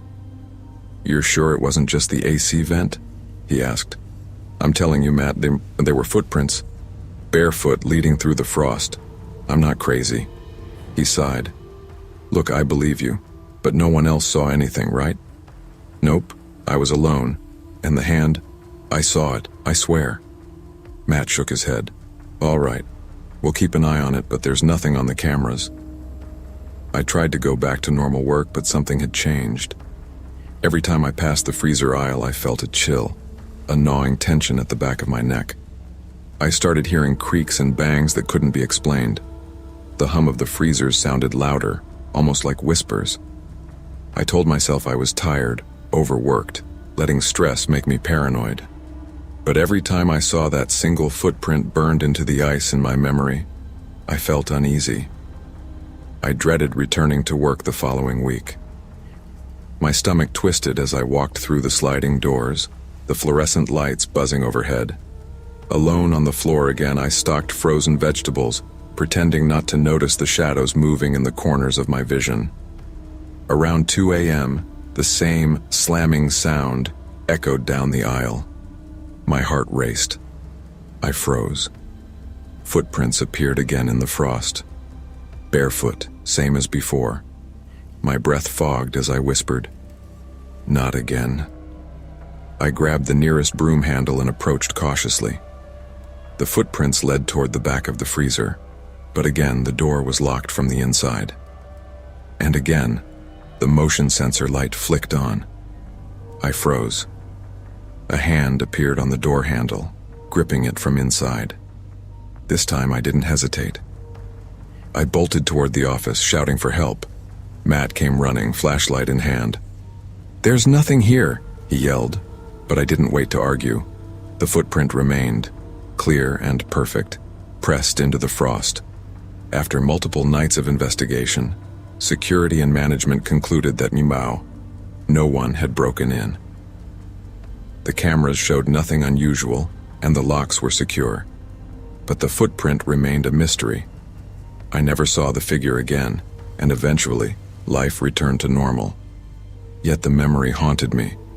I realized that fear is a strange thing. It can make you hyper-aware, push you to your limits, and even save your life. That night taught me to respect instinct, trust what my senses told me, and act decisively when something felt wrong. Fear is not always the enemy. It can sharpen your senses, protect you, and teach you resilience. What we cannot always explain may exist outside our understanding, but we can prepare ourselves to survive and respond.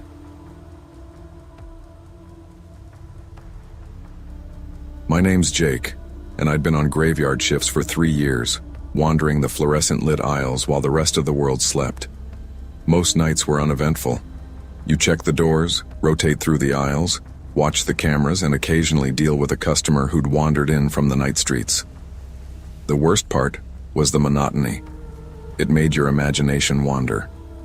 Too much quiet, and you start seeing things that aren't there.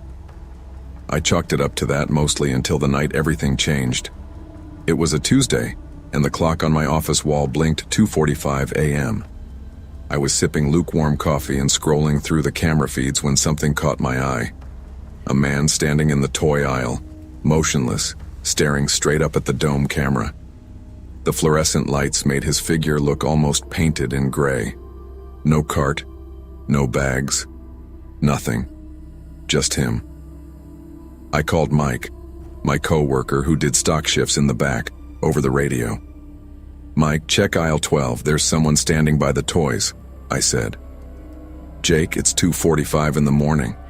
I just walked past there 10 minutes ago, aisle's empty," Mike replied, his voice carrying that faint amusement he always had when I called him paranoid. "Just check again, please," I insisted. A few minutes later, Mike's voice came over the walkie, softer this time. "Nothing, man, nobody. You're probably just seeing things in the camera glare. You need more sleep." I frowned, staring back at the monitor. The man was still there. He lifted his hand and waved. Just waved. A chill ran down my spine. "Mike," I said, my voice tighter than I wanted. "He's waving at the camera." There was a pause on the line. "Jake, I don't see anything. You sure it's not a reflection or a shadow?" I didn't answer. I grabbed the flashlight from the desk and my boots squeaked against the tile floor as I made my way to aisle 12. The store was empty, quiet but for the faint hum of the refrigeration units. As I rounded the corner, the aisle was empty. No man. But something felt off. Every single doll on the shelves, Barbies, action figures, stuffed animals, was turned to face the aisle. Every single one. My stomach twisted, a cold knot forming in my chest. I crouched to adjust a plush bear, then straightened up and shined my flashlight down the aisle. Nothing. I returned to the office, heart still racing. The monitor that had shown the man now displayed only static. I rebooted the system, but the feed never returned. The man, whoever or whatever he was, vanished. The rest of my shift passed in a haze. I double-checked doors, retraced the aisles, and even stayed near the cameras longer than usual. Nothing. By 6:30 a.m., the sun was creeping through the big glass doors, and I was counting the minutes until I could go home and shake off the feeling that someone, or something, had been watching me. I kept replaying the footage in my mind. There had been no reflection, no trick of light. That wave was deliberate. And the dolls. I couldn't explain the dolls. By the time my shift ended, I promised myself I'd forget about it. I had no evidence, no photos, no video, just a memory that made my skin crawl. But that night planted a seed, and I had no idea how much it would grow. The next few nights were worse.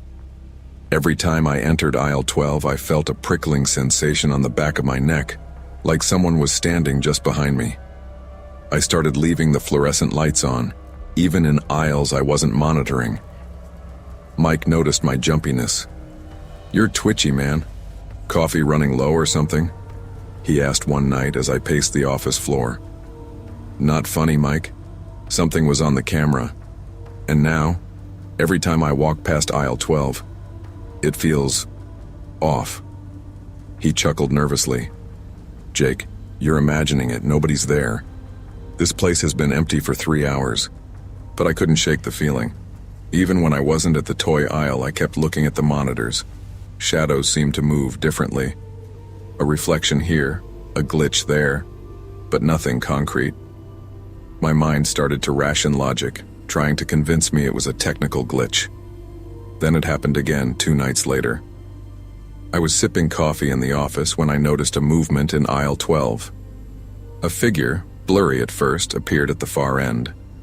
He didn't move like a normal person. No stride, no gestures, just hovering. My heart skipped.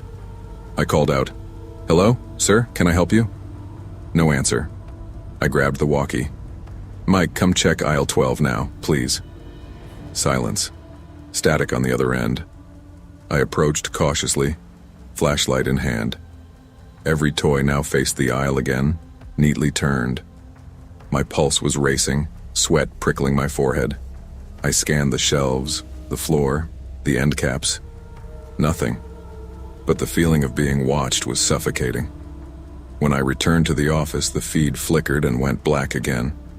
I started bringing my laptop to work, monitoring the cameras through the security software, trying to record anything unusual.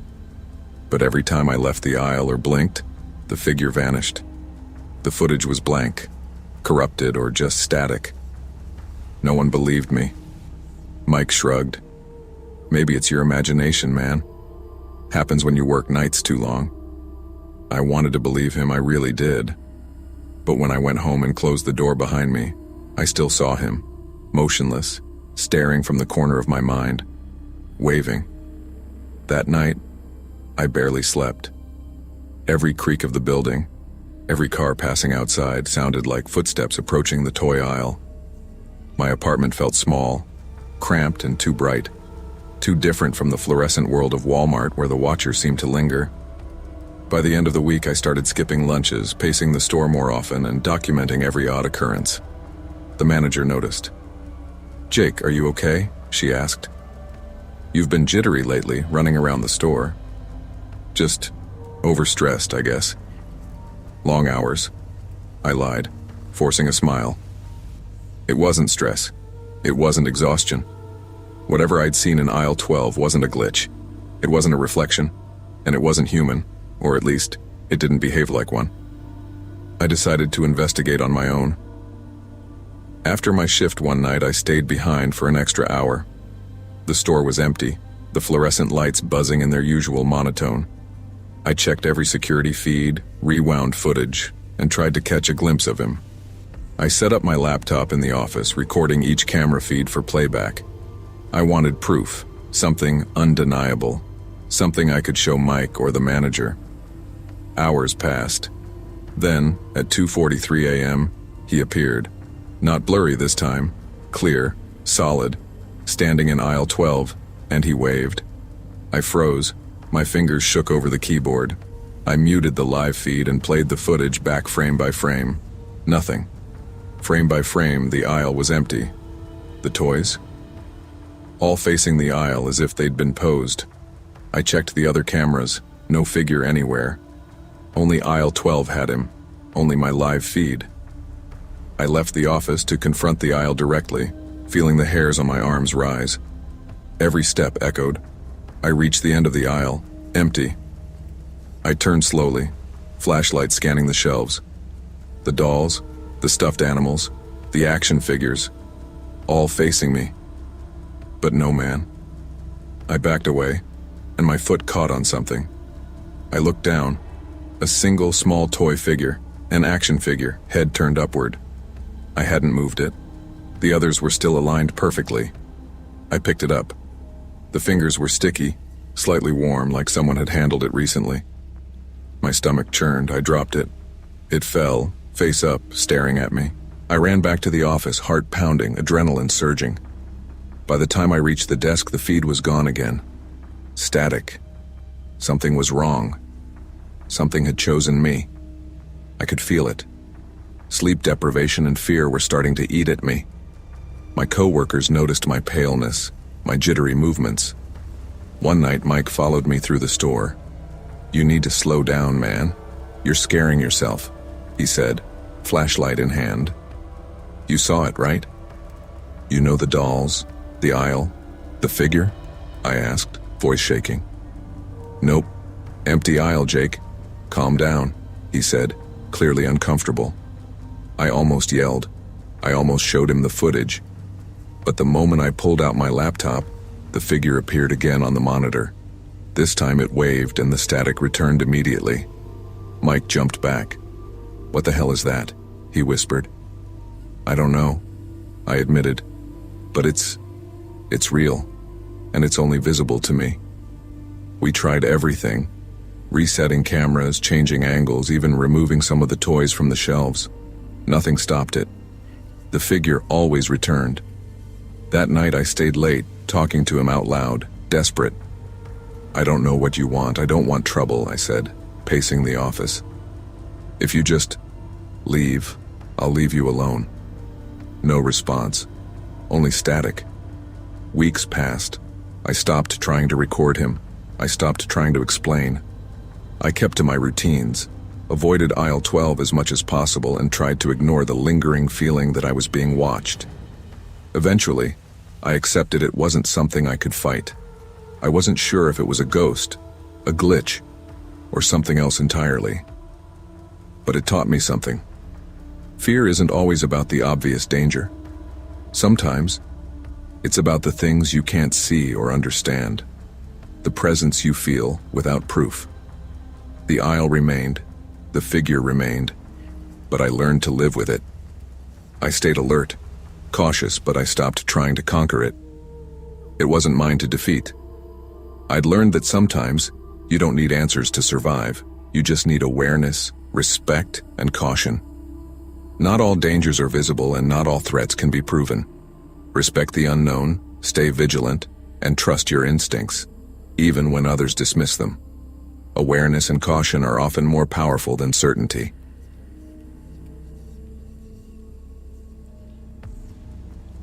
That night started like any other.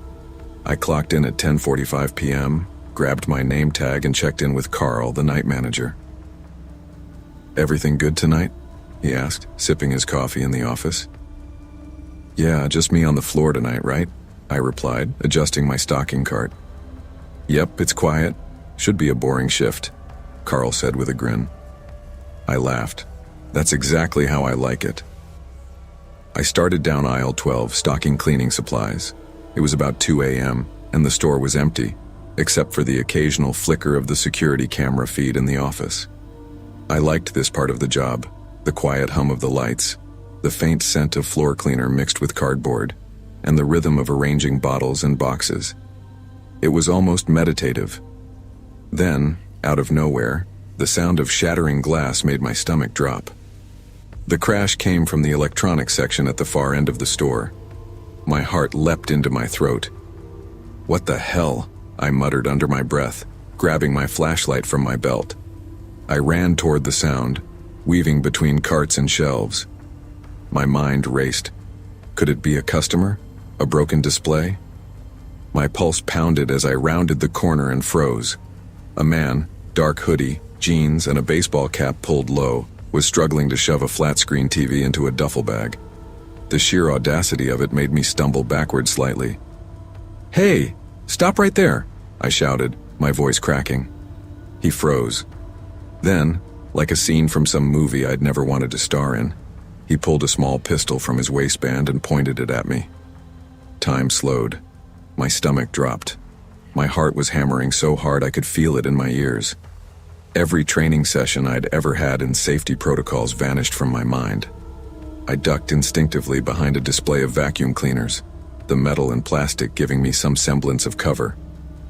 "Don't move," the man barked, his voice low and steady. I crouched, breath shallow, praying he didn't notice me. The store's fluorescent lights flickered overhead, casting harsh shadows across the aisle. My mind scrambled for a plan, for a rational thought, for anything other than fear. Then came the shot. A sharp, deafening crack that echoed off the walls and through my chest. I flinched, pressed myself deeper behind the display and peered over cautiously. The man was bolting toward the exit, leaving the duffel bag empty and the flat screen still on the ground. I stayed frozen for a moment, trying to process what had just happened. The shot hadn't hit me, but it had hit something. I inched closer and saw the shattered remains of a mannequin display, the plastic and fake clothing torn apart by the bullet. I radioed Carl in a trembling voice. "Carl, he had a gun.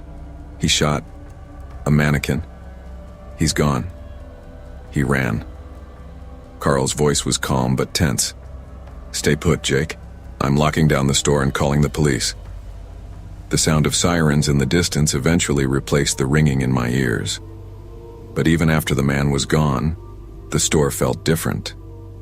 I couldn't shake the adrenaline, the awareness that someone had pointed a gun at me, not at a mannequin, not at a display, at me.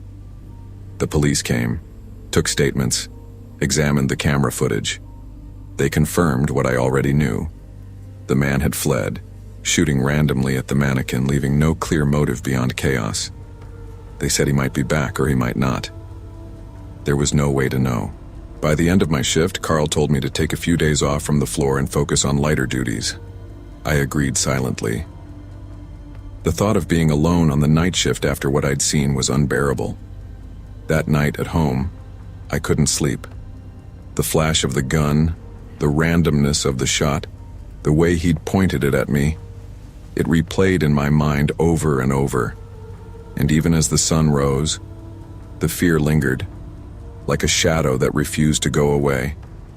The next week, I was assigned to restocking small aisles near the front, away from electronics, away from wide open spaces where someone could ambush me. My coworkers avoided the night shift entirely after hearing what happened. It wasn't that they were scared of me, they were scared of being in the store at 2 a.m. in the middle of nowhere. Even with lights blazing and security cameras everywhere, the thought of him lurking in the shadows kept me on edge. I double-checked every aisle before I entered it, tested the emergency alarms, and always kept my walkie within reach. "Jake, you look tense," Carl said one night. He was leaning against the break room counter, sipping coffee. "Can't help it," I admitted. "Every noise makes me jump. I see someone in the corner of my eye and my stomach drops." "You did the right thing," he said. "Most people freeze, some panic. You ducked and stayed safe. That counts for a lot." I nodded, but his reassurance barely reached the pit of anxiety that had taken root. I still replayed the night over in my head. The sound of glass, the flash of the gun, the mannequin. It was like a film stuck on loop. One night, I was restocking cleaning supplies, scanning the shelves for misplaced items, when I noticed a small hole in the security camera feed. Static for a split second. My chest tightened. Was it possible he'd tampered with the system? I shook my head, trying to be rational. Probably a glitch, I told myself. But the fear had settled in permanently. Even when the store was full during the day, I'd glance at the electronics aisle and feel my pulse quicken. The thought of the man returning haunted me. He had no apparent motive beyond chaos. That randomness made him more dangerous in my mind than any planned robbery. The police investigated for weeks. They reviewed security footage, analyzed the bullet's trajectory, and questioned witnesses, including me. "You were lucky it was a mannequin," Detective Rivera said. "He was patient, professional. If it had been a person, things could have been much worse." "I know," I admitted, gripping my hands together. "But even knowing that, the randomness of it, it's what gets me. Why shoot a mannequin? Why point it at me at all?" He shrugged. "Some people just do things for the thrill, not logic. Criminals aren't always rational." I wanted to argue, to demand a reason, but he was right. Some people operated without reason, and it was terrifying. The detectives encouraged the store to upgrade cameras and security measures. They also advised that I take a break from night shifts. I tried to comply, but returning to normalcy was harder than I imagined. Weeks later, Carl let me resume normal night shifts. The electronics aisle still triggered panic, so I walked it with care, checking the corners, testing the alarms, and keeping my flashlight ready. One night, alone and quiet, I took a deep breath and forced myself to face the aisle. Nothing happened. No man, no gun, no chaos, just the hum of fluorescent lights and the faint scent of plastic and cardboard. I realized fear had been controlling me more than the event itself. I couldn't undo what happened, but I could control how I responded. I started documenting every incident, practicing situational awareness, and reminding myself of my training. By confronting the aisle slowly and methodically, I regained a fraction of confidence. The fear never completely left, but it no longer dominated every thought. Months passed. The man never returned. Walmart upgraded cameras, reinforced security, and I continued working night shifts. My coworkers gradually came back to the night schedule, though with a bit more caution. I still see that moment in my mind, the glint of the gun, the randomness of the shot, the adrenaline rushing through me. But I've learned to live with it. It changed me, made me more vigilant, more aware, and more respectful of the unpredictability of life. Life is unpredictable and danger doesn't always follow logic. We can't control everything, but we can control how we respond. Awareness, preparation, and caution are more valuable than fear, and sometimes surviving the chaos is the only victory we need. I had no illusions about making friends. Night shifts weren't exactly known for camaraderie. Still, I felt a certain pride in the job. Most people never saw the store after hours, didn't know the routine of restocking shelves, handling returns, or quietly dealing with the stray shopping carts that somehow ended up in the parking lot by the time you closed. I started working nights in the spring. The store was half lit, the fluorescent bulbs flickering now and then, buzzing softly over the aisles. You get used to it. You even start to like the hum. That hum is honest in a strange way. There's nothing hiding behind it. It doesn't judge you. By the end of my first week, I had learned the little rhythms of the place.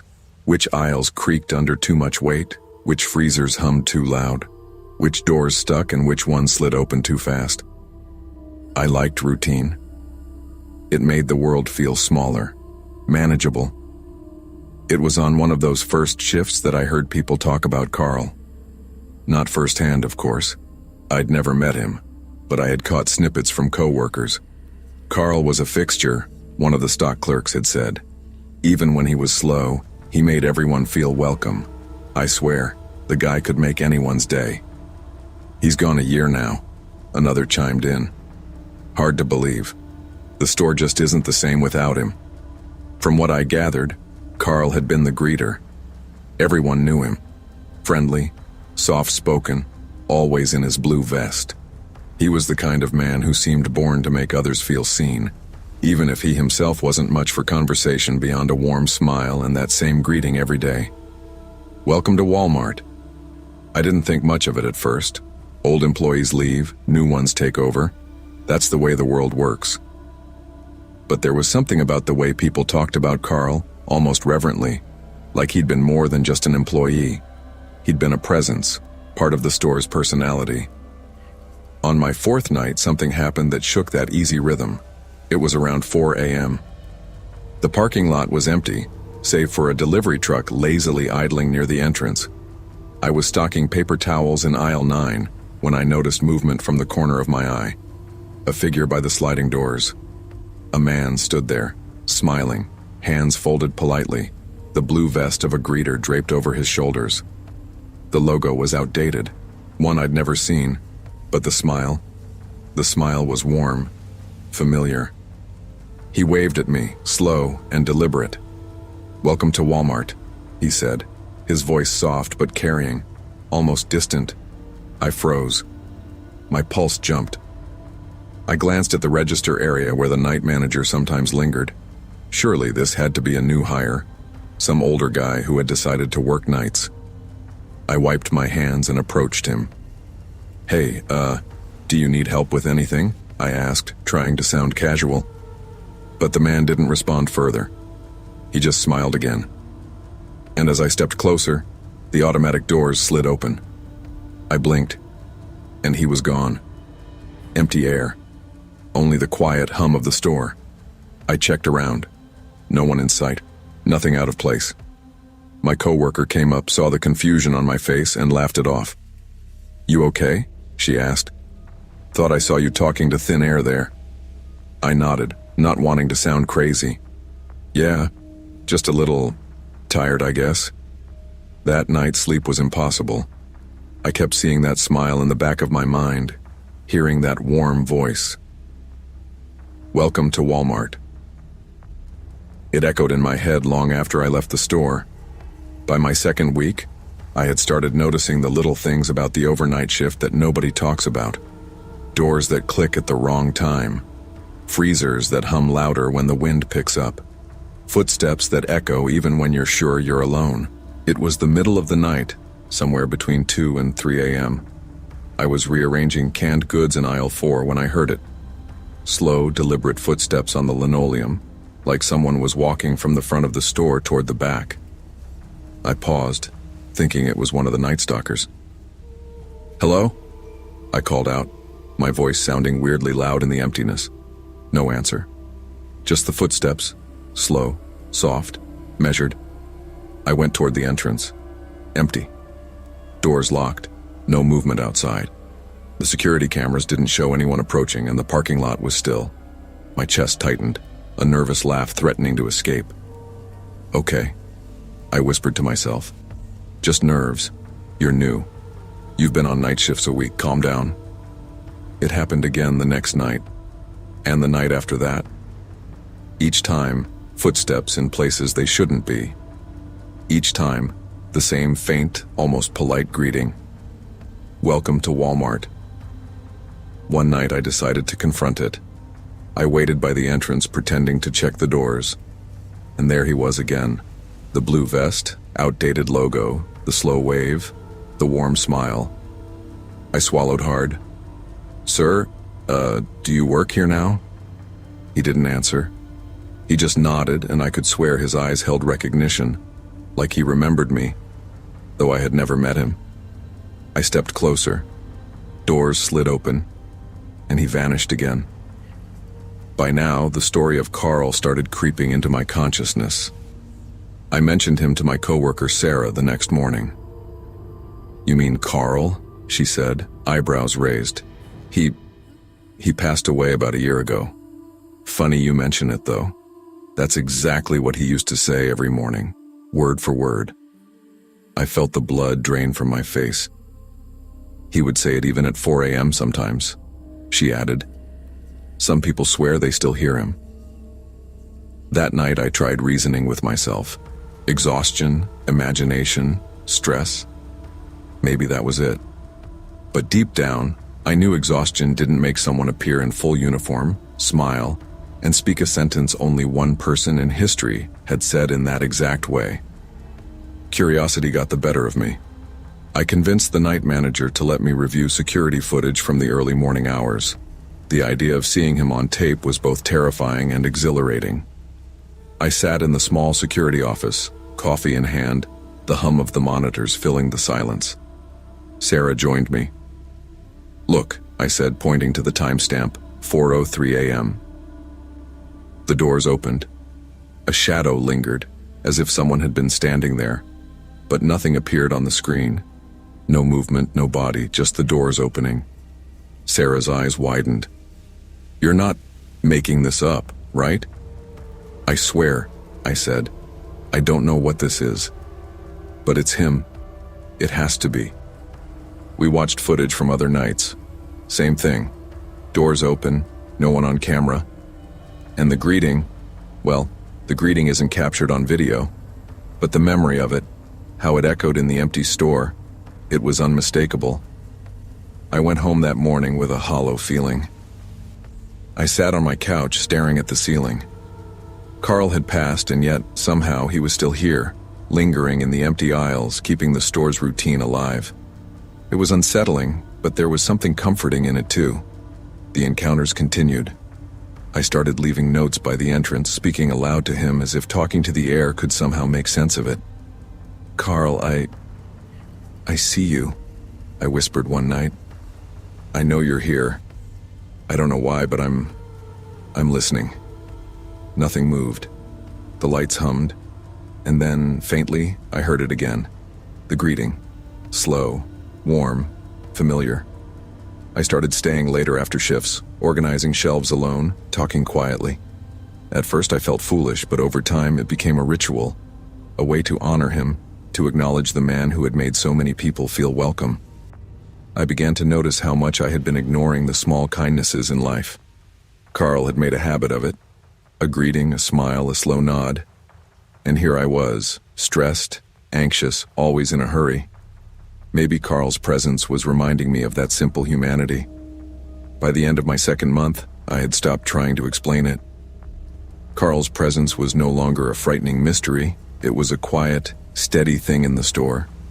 I greeted him each night, acknowledged him, and in return, the footsteps and voices became less startling, more like company. I started to understand that sometimes people leave their mark in ways you don't expect. Carl hadn't passed entirely. His warmth lingered, not as a haunting to scare people, but as a gentle reminder to slow down, be kind, and notice those around you. One night I stood by the doors sipping my coffee and whispered, "Thanks, Carl. I see you." The doors slid open. I smiled. No fear this time, just acknowledgement. Sometimes the people who touch our lives don't leave in ways we expect. They linger in memories, in habits, in echoes of kindness. The lesson isn't fear of the unknown, but awareness. Kindness, presence, and warmth can resonate long after someone is gone. Life is fragile. The small gestures we make matter far more than we realize. The store quieted down after midnight.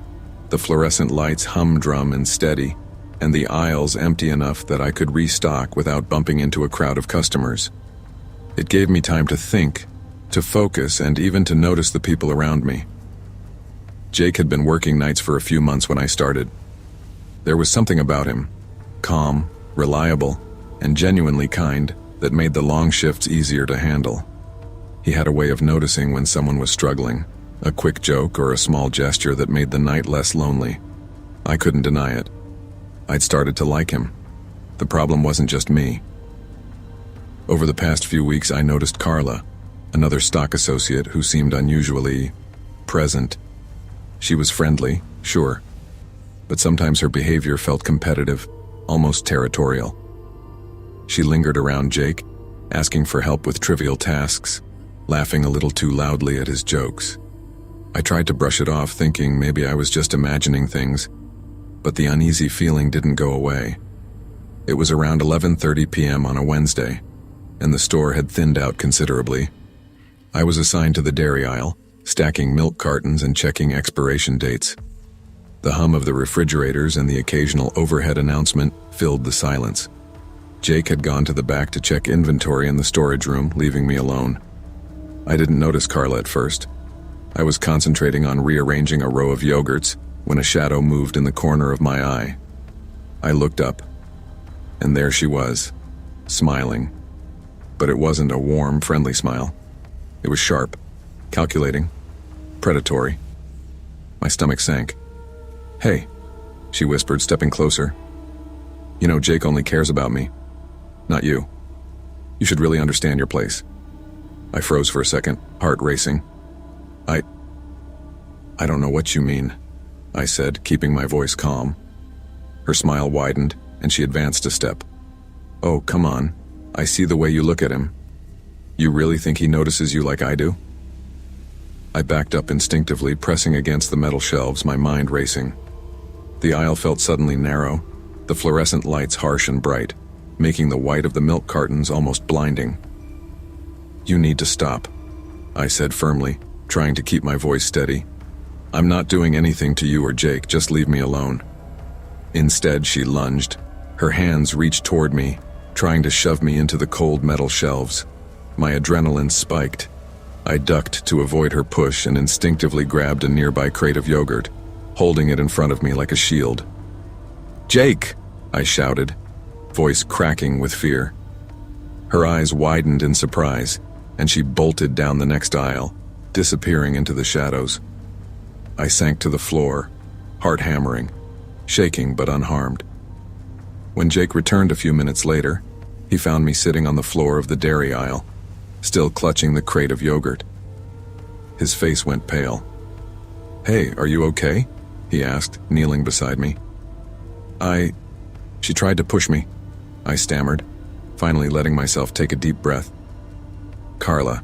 She cornered me. Said you only cared about her." Jake's jaw tightened. "Stay right here. Don't move." He stood scanning the aisle and the store around us. "I'll make sure she doesn't come back." For the next hour he stayed by my side, keeping a careful watch while I finished my task. The sense of safety he provided was immediate, though the adrenaline hadn't fully faded. We quietly discussed what had happened, and he made a mental note to speak with management. Security reviewed the surveillance cameras, confirming the incident. Carla had followed me down the aisle, trying to intimidate me, before fleeing when I called for help. The footage made it undeniable. She had acted aggressively, crossing a line that could have resulted in serious injury. After speaking with the night manager, I was given options: switch shifts, always work with a partner, or continue, but with increased oversight. I chose to keep my shifts, but I insisted on a partner whenever Jake wasn't on the floor. The manager understood, emphasizing that safety came first. The days after the incident were strange. I avoided Carla when possible, and any interaction was minimal and professional. She seemed aware that management had watched the footage and that her actions had consequences.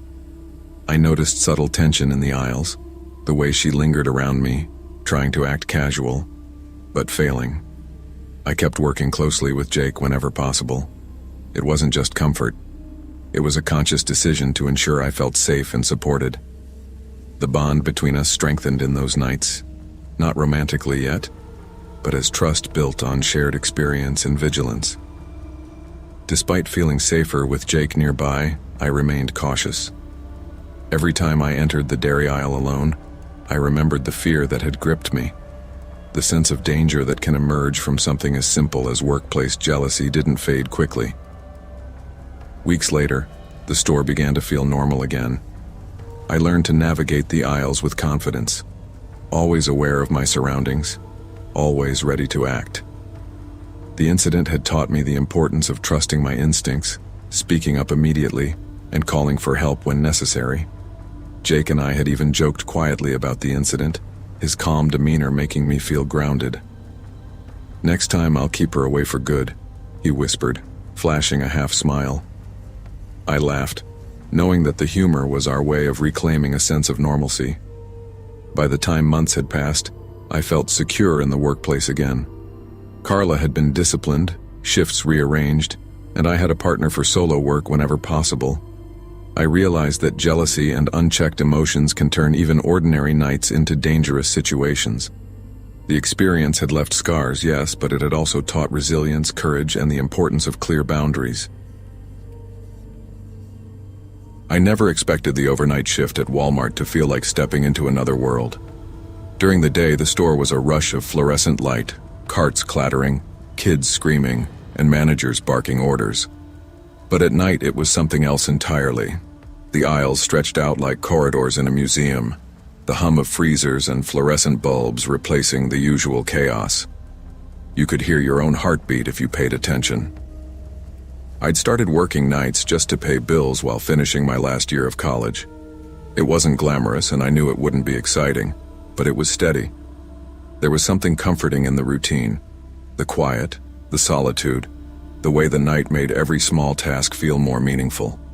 I learned which aisles creaked under weight, which lights flickered at certain times, which freezers groaned in rhythm with the wind outside. People often asked why anyone would want to work nights, and I used to joke, because ghosts are better company than customers. I didn't mean it seriously, of course. At least, I didn't think I did. It was during my third week on the shift that I first noticed her. I was restocking toys around 3 a.m. The aisle's empty except for the occasional distant clatter of a falling can or the soft hum of the store's heating system. I was on my knees putting dolls on the lower shelves in aisle 14 when I felt a presence. There she was, a woman standing perfectly still in front of a wall of dolls. Her cart was empty. I assumed she was a late-night shopper. "Excuse me, ma'am?" I asked, trying to sound polite but not too alarmed. "Do you need help finding something?" She didn't answer. I stepped closer. That's when she turned her head toward me. Her eyes were wide, unblinking, and she whispered, almost like a shadow carried her voice. "They don't blink when the lights go out." Before I could respond, the overhead lights flickered. I blinked and she was gone. I spun toward the end of the aisle. No one. The cart was still there, upright and empty. But the woman, whatever she had been, was gone. I shook my head, telling myself I must have been tired. Maybe I was imagining it. But the unease didn't leave me. Even after my shift ended, I couldn't get her words out of my head. The next night, I mentioned it to Todd, a stock clerk who'd been working nights for over 10 years. "Yeah," he said, almost too casually. "Aisle 14. You're not the first. Cameras have caught someone there a few times, just standing. No one ever sees them come in or leave. Security checked. Nothing. It's weird." My stomach tightened. "You're serious?" "Yep. Happened a few nights a week, usually between 2 and 4 a.m. No explanation. Some of us just avoid that aisle when we can." And that's how I learned nights at Walmart weren't just quiet. They were different. Things happened when the store emptied out, when the hum of fluorescent lights became the only sound in the world, when the line between what's real and what's imagined seemed to blur. The next night I approached aisle 14 cautiously. My flashlight bounced off the linoleum floor, casting long shadows over the empty shelves. I tried to convince myself it was nothing, a trick of fatigue. But then I saw her again. Same position, same unblinking stare. Her cart was empty, like it had been the night before. Ma'am?" I said, stepping closer. "Do you need help?" Her head turned slowly, almost too deliberately, and her lips moved. "They don't blink when the lights go out." My voice caught in my throat. I wanted to ask what she meant, but before I could form words, the lights flickered, and she vanished. Again. I rushed to the end of the aisle.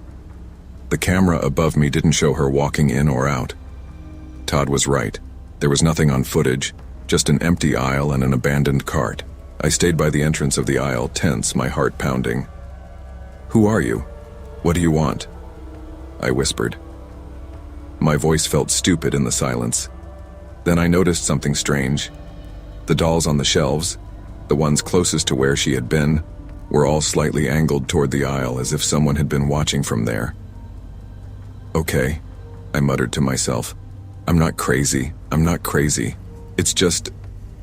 something weird is happening." I left a note on the cart, thinking it was ridiculous, but it felt right. "If you're real, show yourself." Nothing happened, but I couldn't shake the feeling that she had a purpose, a message, something she needed to tell me. I decided to try recording the aisle on my phone the next night. If this was just some trick of my mind, I wanted proof. I set up my phone leaning against the cart, aimed at the doll display. Then I stepped back, holding my breath. Hours passed. The store was dead silent, the only sounds the hum of freezers and my own slow breathing. Then, around 3 a.m., I saw movement from the corner of my eye. She appeared. The same pale dress, same unblinking eyes. She didn't move. She just stood there, staring at the dolls. I raised my phone. I don't know what you want," I said softly. Her lips barely moved. "They don't blink when the lights go out." And then, as if the air itself swallowed her, she vanished. I checked the footage the next day. The phone recorded her for a split second, a blurry figure. But then nothing. Just static. Then my reflection in the screen. Todd raised his eyebrows when I told him. "I told you," he said. "Aisle 14 is Different. People have been seeing her for years. Nobody knows who she is. Cameras don't catch her. I became obsessed with learning who or what she was. I searched online for incidents, for anything similar in retail night shifts, and found stories of store spirits, of people appearing in empty aisles, of eyes that never blink. Nothing concrete, only theories. I asked managers and old employees if anyone remembered anything unusual in aisle 14 before I started. "Oh yeah," one said. "We used to hear whispers near the dolls at night, always gone before anyone could see." I started leaving small offerings on the shelves, a stuffed animal, a note, a candy bar. It felt childish, maybe even silly, but it was a way to acknowledge her presence. The next night, the dolls closest to the offerings were slightly tilted again, like she had been examining them. It was subtle, almost imperceptible, but it was something. A connection. Eventually, I stopped trying to chase her. I no longer approached the aisle expecting an explanation. I accepted that some things exist in ways we can't fully understand. I started speaking quietly to her when I stocked the shelves. "I see you. I hear you." And sometimes I swear she paused, just slightly, acknowledging me. The fear disappeared, replaced by curiosity and respect. Nights at Walmart were still quiet, but the aisles felt alive in a strange, respectful way. A reminder that not all presences are malevolent.